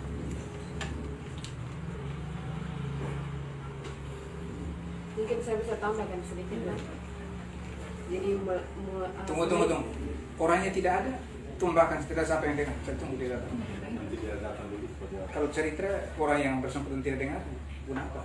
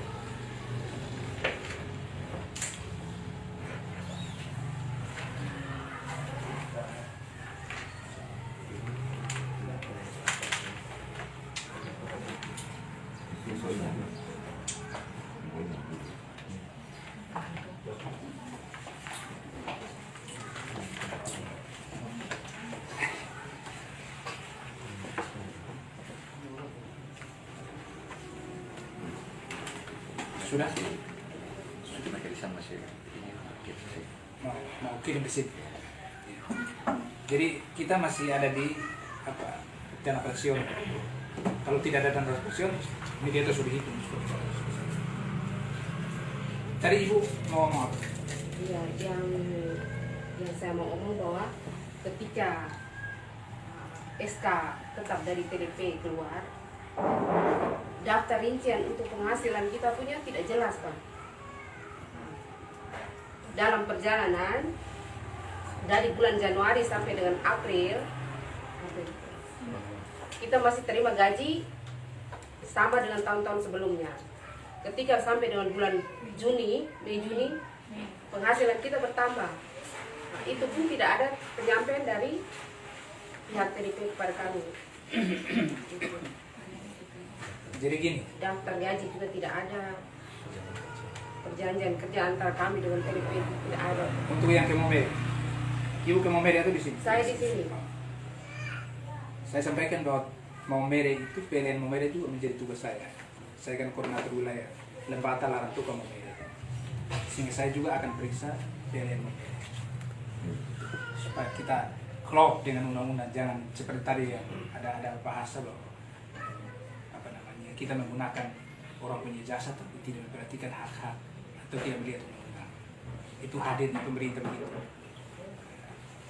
Dan saya pikir bahwa pemeriksaan itu kami di Naket Trans Provinsi itu ada pengawas, ada penyidik. Jadi kalau seandainya saya berhasil itu sudah masuk ke penyidikan, dan saya minta teman-teman di provinsi untuk ada 2 orang untuk membuat penyidikan. Penyidikan melibatkan di polisi dan kita proses. Jadi teman-teman yang di perusahaan, ya saya sampaikan itu. Kalau memang ada pelanggaran norma, saya lakukan nota pemeriksaan 1 ke 2 kali tidak, berarti saya libatkan dengan penyidik. Penyidik berarti bekerja sama dengan polisi. Dan di situ mereka buat penyidikan. Dan banyak perusahaan yang kena pidana ringan. Jadi tolong kita sama-sama. Saya ditugaskan untuk mengawasi, memeriksa, melakukan pembinaan, tapi teman-teman juga memperhatikan undang-undang tadi, sehingga jangan sampai kasus seperti hari ini ada yang liput. Saya minta yang rekam ini siapa? Saya wartawan Zona Lain News. Ibu kasih tahu saya dulu. Siap. Wartawan tidak seenaknya masuk dalam liput. Saya sudah pernah usir berapa zaman, mungkin Bapak barangkali, Bapak jadi sekda. Saya usir orang, jadi Bapak saya udah posta datang. Wawancara dengan kepala bukan dengan saya kan pelaksana. Siap. saya tidak bisa ditakuti oleh siapapun karena saya tidak akan keluar dari gunung. Sehingga kalau ada liput-liput kaitan dengan ini, tolong kasih tahu. Saya dengan Pak tidak tahu itu wartawan. Saya bisa tuntut itu. Karena ibu masuk di rumah saya. Tolong itu. Wartawan memang punya hak, tapi ada aturan dulu. Iya. Tolong. Jangan sampai wartawan seenaknya buat berita tanpa ada tahu dari saya, besok berita kedua, ternyata kemarin itu ada wartawan. Bu, saya pernah usir orang pada zaman beliau sebagai sekda Flostim. Saya suruh cari Pak Saudara Costa, ngomong dengan Pak Saudara. Saya bukan punya hak, saya pimpinan punya hak untuk klarifikasi tentang masalah ini. Saya hanya ditugaskan untuk menyelesaikan masalah. Tolong. Jangan ibu masuk di saya punya ruangan terus tidak ada tahu menau, saya tidak tahu bahwa saya sudah itu aturan dari mana?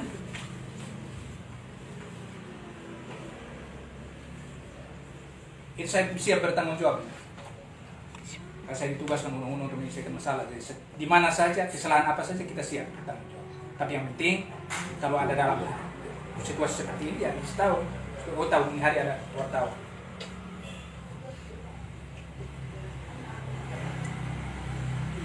Jadi semua kita dengar. Jadi kalau besok ada wartawan yang menyampaikan di berita itu tidak sesuai dengan hari ini, ya kita punya hak juga untuk klarifikasi. Karena saya hadir itu bukan hanya untuk menjaga, melindungi tenaga kerja, tapi saya hadir juga untuk melindungi perusahaan. Kalau itu salah, jadi tidak ada yang bilang bela tenaga kerja dan bela itu undang-undang mendugaskan saya untuk membela perusahaan dan tenaga kerja, melindungi.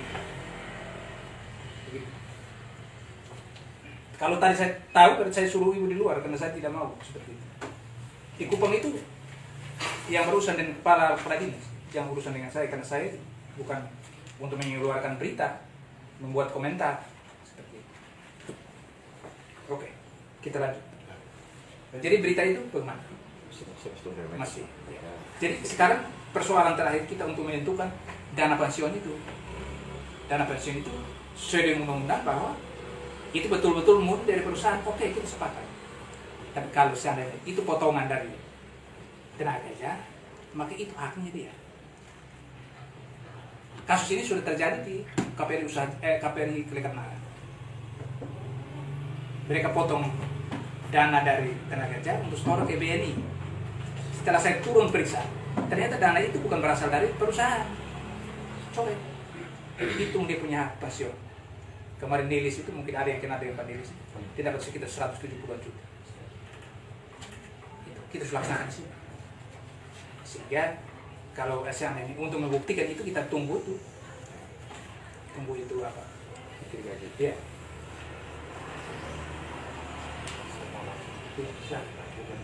Kita sambil menunggu bukti daripada perusahaan, kita juga harus menunggu bukti dari tenaga kerja. Supaya sekarang kita sepakat dulu. Kita besok baru lanjut supaya kita mau perhitungannya besok, karena kita harus tunggu bukti itu dulu, bukti dari pihak tenaga kerja dan pihak perusahaan. Perusahaan kan sudah dia mau kirim, terus tenaga kerja juga harus kasih bahwa bukti pemotongan slip gajinya itu ada pemotongan untuk dana pensiun. Jadi Bapak minta maaf saya tambahkan untuk bukti tadi. Bukti tadi kan dari pihak perusahaan sudah percayakan untuk koordinator. Dan bukti itu disimpan rapi oleh koordinator dan tidak pernah rincinya itu yang beberapa bulan kemarin itu tidak pernah kasih. Siapa koordinator? Wilayah Beru. Di mana sih? Wilayah Beru, ada di PLN Tukan. Ya kan kami punya surat panggilan kan sudah jelas. Tidak, kemarin itu kan dia tidak disampaikan bahwa ada koordinator.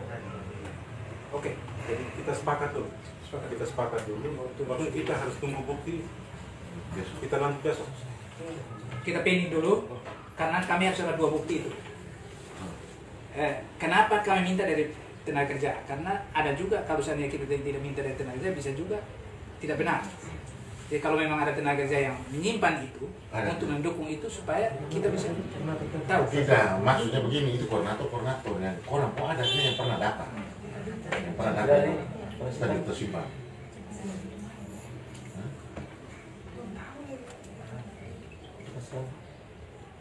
Hanya terima uangnya, terus kemudian kertasnya dibuang ya. Tidak dikasih kan, dikirim melalui rekening. Rekening, rekening. Selama ini belum pernah dikasih. Tidak. Tidak pernah dikasih. Tidak dikasih. hanya setuju koordinat, setuju saya daftar guys sekian. Atau mungkin dari PLN untuk meyakinkan kita.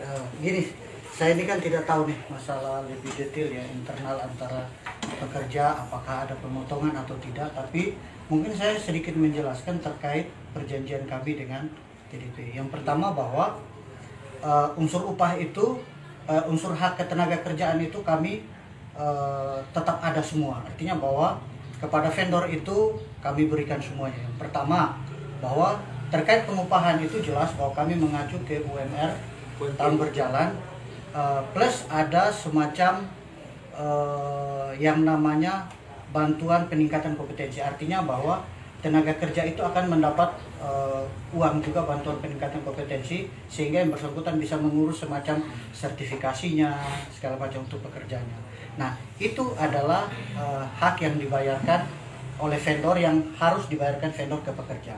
Sebenarnya ada dua unsur itu. Tapi selanjutnya di perjanjian kami juga ada hak-hak lain pekerja yang kalau kita bebankan hanya ke vendor, maka kasihan juga vendor hanya dengan untung sekian harus membayar begitu banyak kan, termasuk BPJS Kesehatan 4%, kemudian ketenaga kerjaan sekitar berapa, 7,2 ya? 5,7. 5,7. Kalau di kami sama dengan jaminan kecelakaan kerja lumayan tinggi karena ada beberapa ya. Kemudian plus ada yang namanya uang pengakhiran sebenarnya. Itu PLN itu akan menuntut itu setiap bulan kepada vendor. Kenapa? Karena vendor harus, karena dari pengalaman masalah-masalah sebelumnya bahwa mungkin ada vendor yang pada saat akhir perjanjian tidak sanggup bayar pesangon pekerjanya. Akhirnya kami menggunakan yang namanya DPLK. DPLK itu si vendor wajib menyetorkan setiap bulan ke rekening DPLK. Jadi pada saat ikatan perjanjian itu bahwa pada saat dia melakukan penagihan, yang pertama yang dia sudah harus lakukan adalah membayar gaji pekerjanya. Kemudian yang kedua adalah membayar BPJS pekerjanya. Nah, kemudian yang ketiga baru bukti bahwa dia sudah membayar DPLK pekerjanya. Nah, kenapa kami menuntut 3 unsur itu? Karena kami sudah membayar ke vendor. Nah, kami membayar vendor. Kalau seandainya vendor itu memotong lagi, ada yang seharusnya kewajiban vendor, tapi vendor itu memotong lagi dari gaji. Misalnya UMR 1,9, lalu bantuan kerjanya itu, bantuan pengembang kompetensinya misalnya 500.000, misalnya 2,3 atau 2,4. Lalu vendor itu memotong lagi, itu di luar dari perjanjian yang kami sepakati. Jadi itu di luar perjanjian. Tapi si vendor kami wajibkan untuk setiap bulan wajib melaporkan ke kami unsur-unsur itu sebelum tagihannya kami bayar. Dan selama yang kami tahu bahwa memang betul ada setoran DPLK sebesar sekian ya, 300-an atau sebesar jumlah 9, sekian persen lah dari setelah kita bagi-bagi ya, itu dari penghasilan si pekerja. Nah, kalau itu yang dimaksud, berarti sebenarnya itu adalah unsur yang perjanjian antara PLN dengan vendor. Tapi kalau ada potong lagi, seharusnya jadinya 600-an ribu saldonya setiap bulan. Nah, itu jadinya segitu, atau mungkin 700 sampai 800 itu setiap bulan si vendor, karena sudah dapat lagi dari ini, dari perjanjian, motong lagi dari pekerja. Nah, tapi kalau jumlahnya hanya 300-an, saya tidak yakin bahwa itu dipotong dari pekerja. Itu saja. Karena kami mengalokasikan dana-dana itu di perjanjian. Bahwa di perjanjian itu kami sudah memperhitungkan bahwa hak ketenaga kerjaan, mau BPJS yang seharusnya ditanggung oleh perusahaannya, mau BPJS, mau DPLK, itu semua sudah terhitung di dalam. Nah, jadi mungkin Pak ini sebaiknya Pak Indra ini saja ambil ini saja tuh list bukti bayar bukti potong DPLK plus bukti setorannya. Kalau memang jumlahnya hanya 300-an, nah berarti itu bukti yang kami bayar. Nah, kemudian sebenarnya perbandingannya sederhana. Apakah gaji pekerja ini jatuhnya 26, 27 ya? Artinya kalau sekitar 26, 27 ya berarti tidak ada pemotong. Karena kalau sebesar itu seharusnya akan timpang sekali penghasilannya itu. Bahkan kalau misalnya di perusahaan lain ya, itu kalau hanya dari UMR mungkin jatuhnya dia hanya terima sekitar 1,6 ya kan. Tapi kalau terimanya 2,6, 2,7, kemungkinan besar tidak ada pemotongan itu. Kemungkinan besar yang terpotong itu hanya BPJS Kesehatan 1%, sama BPJS Ketenagakerjaan 3% kalau saya tidak salah ya. Tidak. Yang dari pekerja. Undang-undang bahwa tenaga kerja 2%. Oh 2% ya, total 3% kan? 3,7% dari perusahaan. Terus kalau kesehatan punya berarti 4. Iya, 1% total dari tenaga kerja, 3% di nah, itu. Jadi mungkin sebaiknya, karena kalau vendor itu selalu melampirkan ke kami tagihan. Di dalam tagihan itu dia harus menyampaikan semua unsur. Bahwa unsur ini ada, kemudian ada buktinya. Jangan sampai mungkin karena terkumpul satu daftar, itu dipikir penghasilan gitu. Jadi mungkin nanti sebaiknya Pak Indra meluruskan lah. Tapi kalau dari perjanjian, itulah perjanjian kami dengan vendor Trio Duta. Jadi biar clear, jangan sampai mungkin karena Pak Indra ini tidak menerbitkan slip gaji setiap bulan, muncullah daftar gaji yang besar itu, yang ada semua rincian, akhirnya itu dianggap sebagai penghasilan pekerja yang harusnya menjadi kewajibannya Bapak. Jadi sebaiknya itu Bapak luruskan dengan baik, biar jelas. Karena saya minta maaf Pak, saya sebenarnya sudah ada tiket untuk besok pulang, tapi nanti biar kalau gimana nanti teknisnya di handle sama teman-teman yang ada di sini. Terkait hubungan kerja ini, hanya ya agak sedih juga saya lihat permasalahan antara pekerja ini dengan vendor. Kemudian ini memang sudah saya ikuti dari awal permasalahan ini, karena memang perlu kami tegaskan bahwa petunjuk kami, karena kami tidak ada perjanjian dengan pekerja, petunjuk kami adalah ke vendor, bahwa ke semua vendor, ke semua unit kita, bahwa kami berusaha untuk tidak ada pemberhentian, dengan catatan bahwa kalau vendor yang sudah menetapkan bahwa tenaga kerjanya segini, yang sisanya tolong ditawarkan ke perusahaan yang lain. Dan perusahaan yang lain juga kami sudah minta untuk, kalau bisa dimohon untuk menerima tenaga kerja ini, kecuali yang bersangkutan itu tidak setuju lokasi sama pekerjaan yang ditawarkan. Karena ya kita ngomong bahwa misalnya yang ini pengelolaan gedung, di unsur pengelolaan gedung sebenarnya ada beberapa item pekerjaan, yaitu yang pertama ada pengamanan, sebenarnya itu untuk mengamankan lokasi kita, kemudian ada kebersihan untuk membersihkan lingkungan kita, sama untuk pengelolaan administrasi kami cukup banyak Pak, mulai dari administrasi umum ya sampai administrasi pelanggan, kayak pelanggan datang melapor ke loket, itu seperti begitu Pak. Jadi itu ada, dan di apelin kami juga ada, nanti setelah ini saya tunjukkan karena memang posisi di komputer. Kemudian terkait yang Ibu Salome Delo ya, yang terkait masalah sekarang jadi security ya. Sebenarnya pada kontrak sebelum, artinya sampai dengan 31 Mei sebelum itu, yang bersangkutan masih ada di kontrak pengelolaan gedung atau di administrasi sebagai tenaga administrasi, masih sesuai dengan perjanjian. Nah, kemudian per Juni ini, karena memang sudah tidak ada slotnya, sudah habis, sudah istilahnya beliau ini kami tidak memaksa untuk menetapkan siapa sih, karena anggota perusahaannya. Jadi kami hanya meminta Bapak tolong penuhi jumlah orang sesuai perjanjian ini. Siapa-siapa yang sisanya tolong disampaikan ke kami untuk bisa atau disampaikan ke vendor-vendor yang lain supaya bisa ditawarkan, sehingga vendor lain itu bisa menerima yang bersangkutan. Dengan catatan, ada catatannya Pak, bahwa yang bersangkutan melamar. Sebenarnya dari beberapa kasus, ada satu case yang kemarin saya coba telusuri ke vendor yang dituju, mungkin ke vendor Nusa Bunga ya, ada yang diminta untuk melamar ke vendor Nusa Bunga. Jadi menurut informasi Nusa Bunga bahwa yang bersangkutan sudah mengumumkan namanya. Jadi namanya itu karena memang rekomendasi dari Pak Indra ini, yang bersangkutan berani mengumumkan. Tapi mengumumkan itu dengan catatan bahwa dia akan ditetapkan kalau yang bersangkutan sudah melamar sebagai pekerja, iya kan? Bahwa jadi orang-orang, jadi jelas bahwa orang ini akan melamar ke sini nanti.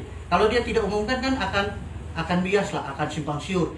Saya harus melamar kemana ya? Tapi pada saat vendor itu mengumumkan, berarti seharusnya si pekerja itu sudah tahu kewajibannya bahwa dia harus melamar di situ. Nah, ada satu yang kemarin ke Nusa Bunga, saya coba cari tahu apakah berkas lamarannya ada dan kalian terima. Dan dia menyatakan bahwa tidak diterima. Tapi kalau di sini disampaikan bahwa ada membuat lamaran ke sana, saya akan klarifikasi lagi ke vendor tersebut. Karena kita tetap pada komitmen awal bahwa prioritas utama kalau kawan-kawan yang sudah bekerja ini melamar, mohon untuk dapat diterima. Tapi kalau tidak melamar, saya tidak akan bisa melakukan pembahasan apapun.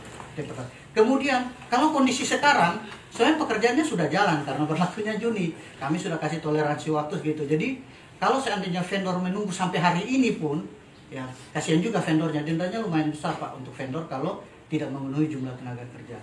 Sangat disayangkan kalau investor yang berinvestasi ke kita juga dirugikan, sehingga toleransi waktu saat itu hanya sampai dengan minggu pertama bulan Juni.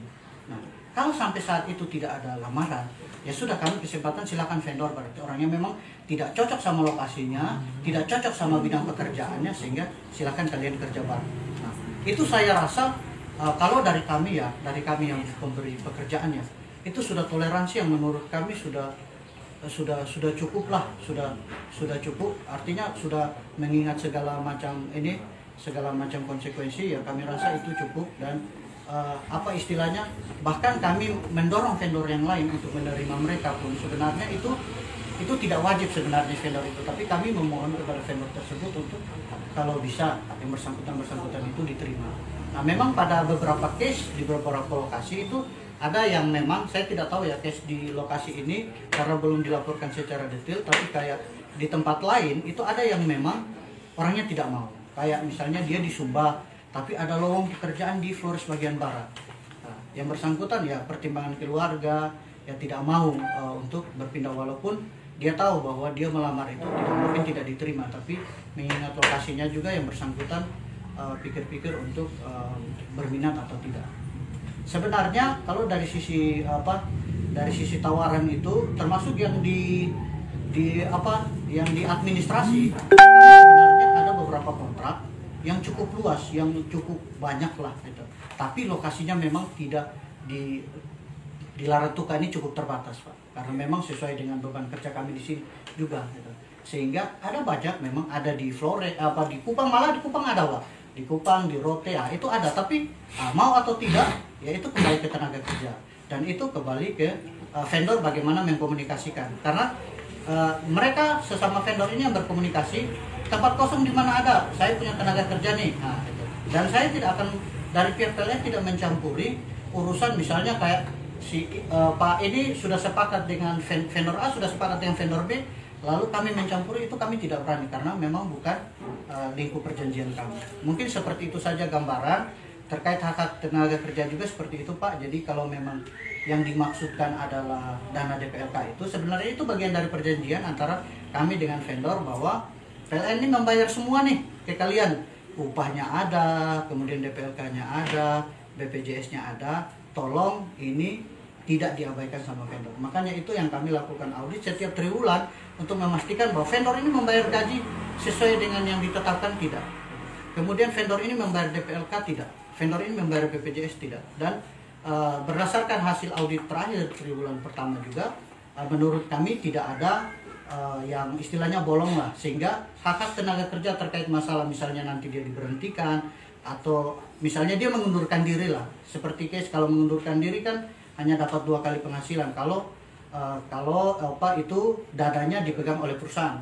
Tapi kalau sudah ada di rekening DPLK kan vendor tidak bisa bikin apa-apa. Jadi tenaga kerja pada saat menerima pemberhentian atau melakukan pengunduran diri dan disetujui, dia bisa dapat semua hak yang sudah selama ini disetorkan di rekening DPLK.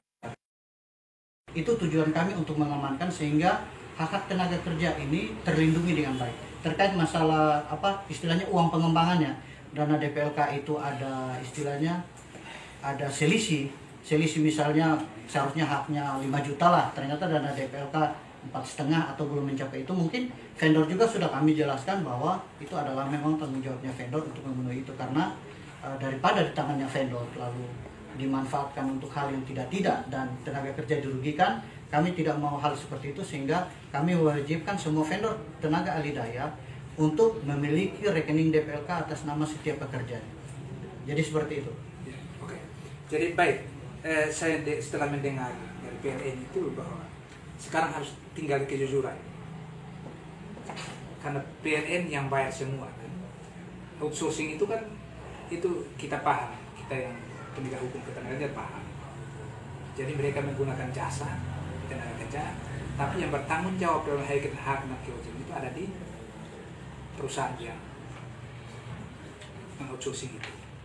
Nah, oleh karena itu kalau penjelasan itu bahwa 300.000 itu per bulan itu adalah dana yang sudah dipersiapkan oleh PLN untuk simpan di dana pensiun, ya tinggal saja kejujuran supaya selesai hari ini bisa selesai.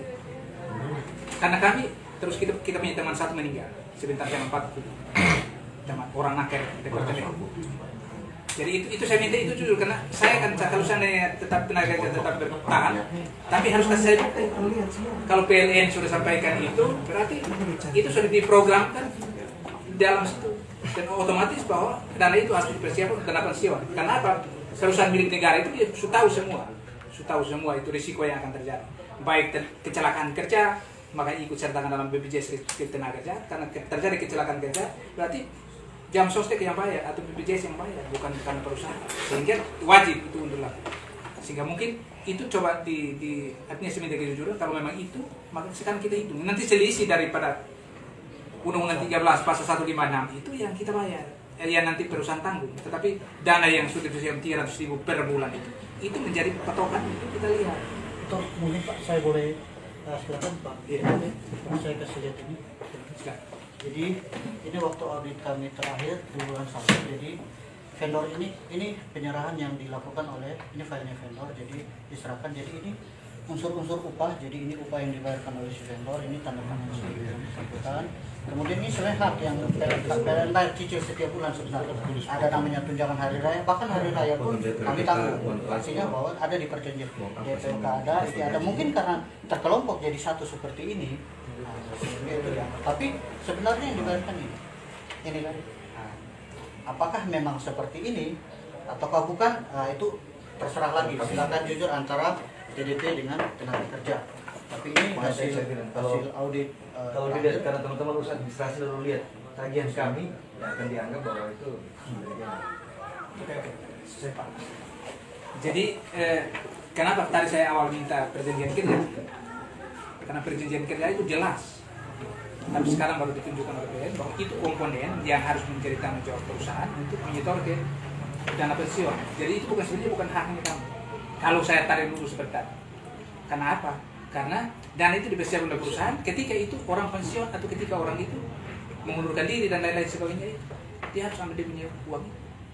Terlebih dana pensiun. Karena dana pensiun sekarang besar sekali Pak. Yang di perusahaan teman-teman yang bekerja tenaga kerja itu besar sekali. Karena dia 2 kali lipat. Kalau seandainya dia bekerja 21 tahun seperti sekarang ini, kalau dia punya upahnya bayar 2 juta berapa tadi? 2,6 kita kali dengan masa kerjanya 21 tahun, maka besar. Kali 2 lagi karena kalau di PHK tanpa kesalahan besar. Sehingga memang itu perusahaan milik negara itu sudah tahu itu dan mereka persiapkan. Sehingga tolong kejujuran itu supaya 300.000 itu kita hitung yang ada di bank itu berapa, di rekening itu berapa, kemudian kita bandingkan yang pas 156 sudah selesai. Karena kalau perusahaan tadi saya sudah tahu, kalau seandainya Pak dari PLN saya belum tanya tentang lamaran. Kalau lamaran itu tidak pernah disampaikan kepada perusahaan yang dituju, maka dianggap mengundurkan diri. Mengundurkan diri tidak dapat apa-apa. Itulah undang-undang begitu. Kalau mengundurkan diri itu tidak mendapat apa-apa. Paling hanya 15% Pak. Itu. Jadi kalau perusahaan yang tidak mau menerima pekerjaan, saya tegaskan memang perusahaan tenaga kerja tidak menerima pekerjaan yang disiap oleh perusahaan, maka dia dianggap mengundurkan diri. Nah kalau mengundurkan diri dalam Undang-Undang 13 itu berarti hanya dapat 15%. Makanya saya Bapak tanya langsung apa mereka lamar atau tidak, karena saya sudah tanya langsung. Tadi saya sudah tanya, tapi jadi tadi saya tanya itu lamaran ditujukan kepada saya. Coba jelas. Kita ini Pak gini, prosedur untuk pengalihan vendor yang disampaikan oleh pihak PLN, terus itu dari pihak yang kita dapat ini dadakan Pak. Kita dapat informasi itu bertepat dengan tanggal 30 Mei siang jam 1. Itu tanpa surat pemberitahuan, tanpa ada informasi seperti apapun, tanpa punya berita apapun, hanya via telepon dari teman-teman. Suruh masuk ke kantor PLN untuk membuat lamaran. Dan kita tidak ada informasi, saya kaget. Kok ini perusahaan tuh seperti apa? Kok tidak ada informasi terlebih dulu? Mungkin malah koordinator atau penyampaian sebagai surat atau apa? Kita kaget. Oke. Jadi pada saat itu datang di PLN? Datang PLN. Terus buatkan surat lamaran? Sampai PLN, tanya koordinator juga, kita membuat lamaran pengalihan vendor kemana? PLN juga bingung, koordinator juga bingung. Betul itu Bapak juga ada, Bapak supervisor kami. Ini juga ada, tanya juga tidak tahu. Cuma mengarahkan kita, buat saja lamaran. Karena Pak Koordinator juga dia dapat informasi saat itu juga dari koordinator. Dia juga tidak Jadi tahu. dipaksa kita untuk buat hari itu juga dan dikirim hari itu juga. Itu juga. Batas sampai jam. Saya tidak mau cari mana benar mana salah. Iya. Kita Tapi bisa saya menyampaikan kita apa ada. menyampaikan Kita saja, menyampaikan apa ada ya Bapak. Tunggu. Kita menyampaikan kronologisnya saja. Ibu, saya tanya, saya tidak mau tidak. Saya mau tanya, pernah buat tidak Buat lamaran? lamaran. Pernah Pak? Pernah, ya. Pernah buat. Malahan kami buat 2 lamaran, Bapak. Oke, itu yang jawabannya. Maksudnya kalau Pak mereka yang ada waktu itu tuh tolong bantu menjelaskan waktu itu mereka ada karena sempat berkoordinasi bahwa buat lamaran itu mungkin Pak mereka bantu omong supaya bisa jelas persoalannya. Karena kalau Pak yang ini kan tadi kan jelaskan mekanisme standar semua kan kita ngerti itu kan benar semua kalau sesuai mekanisme. Begini saja, kami melihat daripada sisi tadi mau pekerjakan atau tidak. Sekarang kita tadi sudah putuskan bahwa perhitungan dana pensiun tadi. Tinggal itu. Sekarang kita kan sudah lihat dari PLN tadi, ada rincian tadi. Nah, sekarang memang kita minta bukti kan dari kerja. Sehingga kita sepakat besok jam 9 kita kesini lagi dengan bukti. Kalau memang bukti tidak ada, berarti kita hitung daripada bukti daripada pengusaha. Kira-kira masa kerjanya ini dia punya dana pensiun berapa, kita hitung 2 kali sama sesuai dengan undang-undang berapa, kita selisihkan. Kalau memang dana pensiun kurang dari itu, selisihnya itu dibayar di undang-undangnya begitu. Sehingga hari ini kita jangan panjang lebar lagi, tapi kita putuskan bukti. Jam 9 kita tunggu bukti. Kalau bukti tidak ada, kita hitung dasar pakai tadi dari PLN, kita pakai dasar itu supaya kita bisa selesaikan kasus. Mungkin kalau Pak besok tidak ada, bisa data itu kami dapat. Bisa siap ya. Oke. Jadi baik teman-teman semua, Bapak-bapak dan juga tenaga kerja, kita sudah jam berapa sekarang? Dan memang ada satu kesulitan yang kita harus buktikan itu. Karena sekarang di depan kita ada wartawan. Maka kami juga tidak akan menyelesaikan masalah ini kalau tanpa bukti. Karena kami tidak siap untuk menjadi bulan-bulanan untuk media massa. Jadi kalau besok sampai besok itu tidak ada bukti, maka kita pakai dasar PLN. Mau tidak mau harus mau. Karena orang menyelesaikan kasus baik di mana di pengadilan atau terakhir pada bukti. Kalau bukti tidak ada, saya yang mau dengar cerita tidak bisa. Harus ada bukti. Sehingga kalau besok jam 9 kita bertemu dan tidak ada bukti, maka kita hitung berdasarkan bukti yang ada di PLN dan di pasal 156, kemudian yang sudah ada di dana pensiun tetap ada di situ menjadi hak mereka, terus selisihnya itu kita hitung supaya perusahaan tambah. Kan tadi pokoknya begini, saya tahu bahwa ada risiko. Pertanyaan saya awal itu mungkin ada ini. Saya tahu bahwa ada risiko, saya sudah tahu. Apakah terima kembali bekerja atau PHK? Kalau PHK ada risiko, kalau terima kembali berarti tidak ada masalah. Pertanyaan saya yang tadi awal. Sehingga kalau seandainya perusahaan juga sekarang sudah tidak mau menerima karena memang tidak ada, maka siap untuk menerima keputusan dari mediator maupun pengusaha. Apapun yang terjadi kita harus ambil keputusan seperti itu. Jadi mungkin itu hari ini kita cukup sampai di sini karena besok sebentar juga kami turun teman-teman kami di sini. Besok pagi jam 9 kita hitung. Dan kami setuju.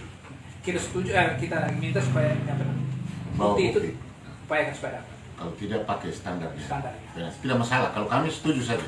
Seperti itu. Kalau begitu saya kembalikan Pak. Apa yang disampaikan Pak kita ikuti dan kita putuskan juga sejak 9 dan kami minta maaf kami tidak buat undangan lagi. Kita hanya pesan sepakat saat ini saja. Kita besok jam 9 dan akhirnya saya Bapak Kadis kita menyampaikan terima kasih banyak atas kesediaan kita semua. Mudah-mudahan besok itu ada kesepakatan. Sekian dan terima kasih. Selamat siang. Selamat siang semua.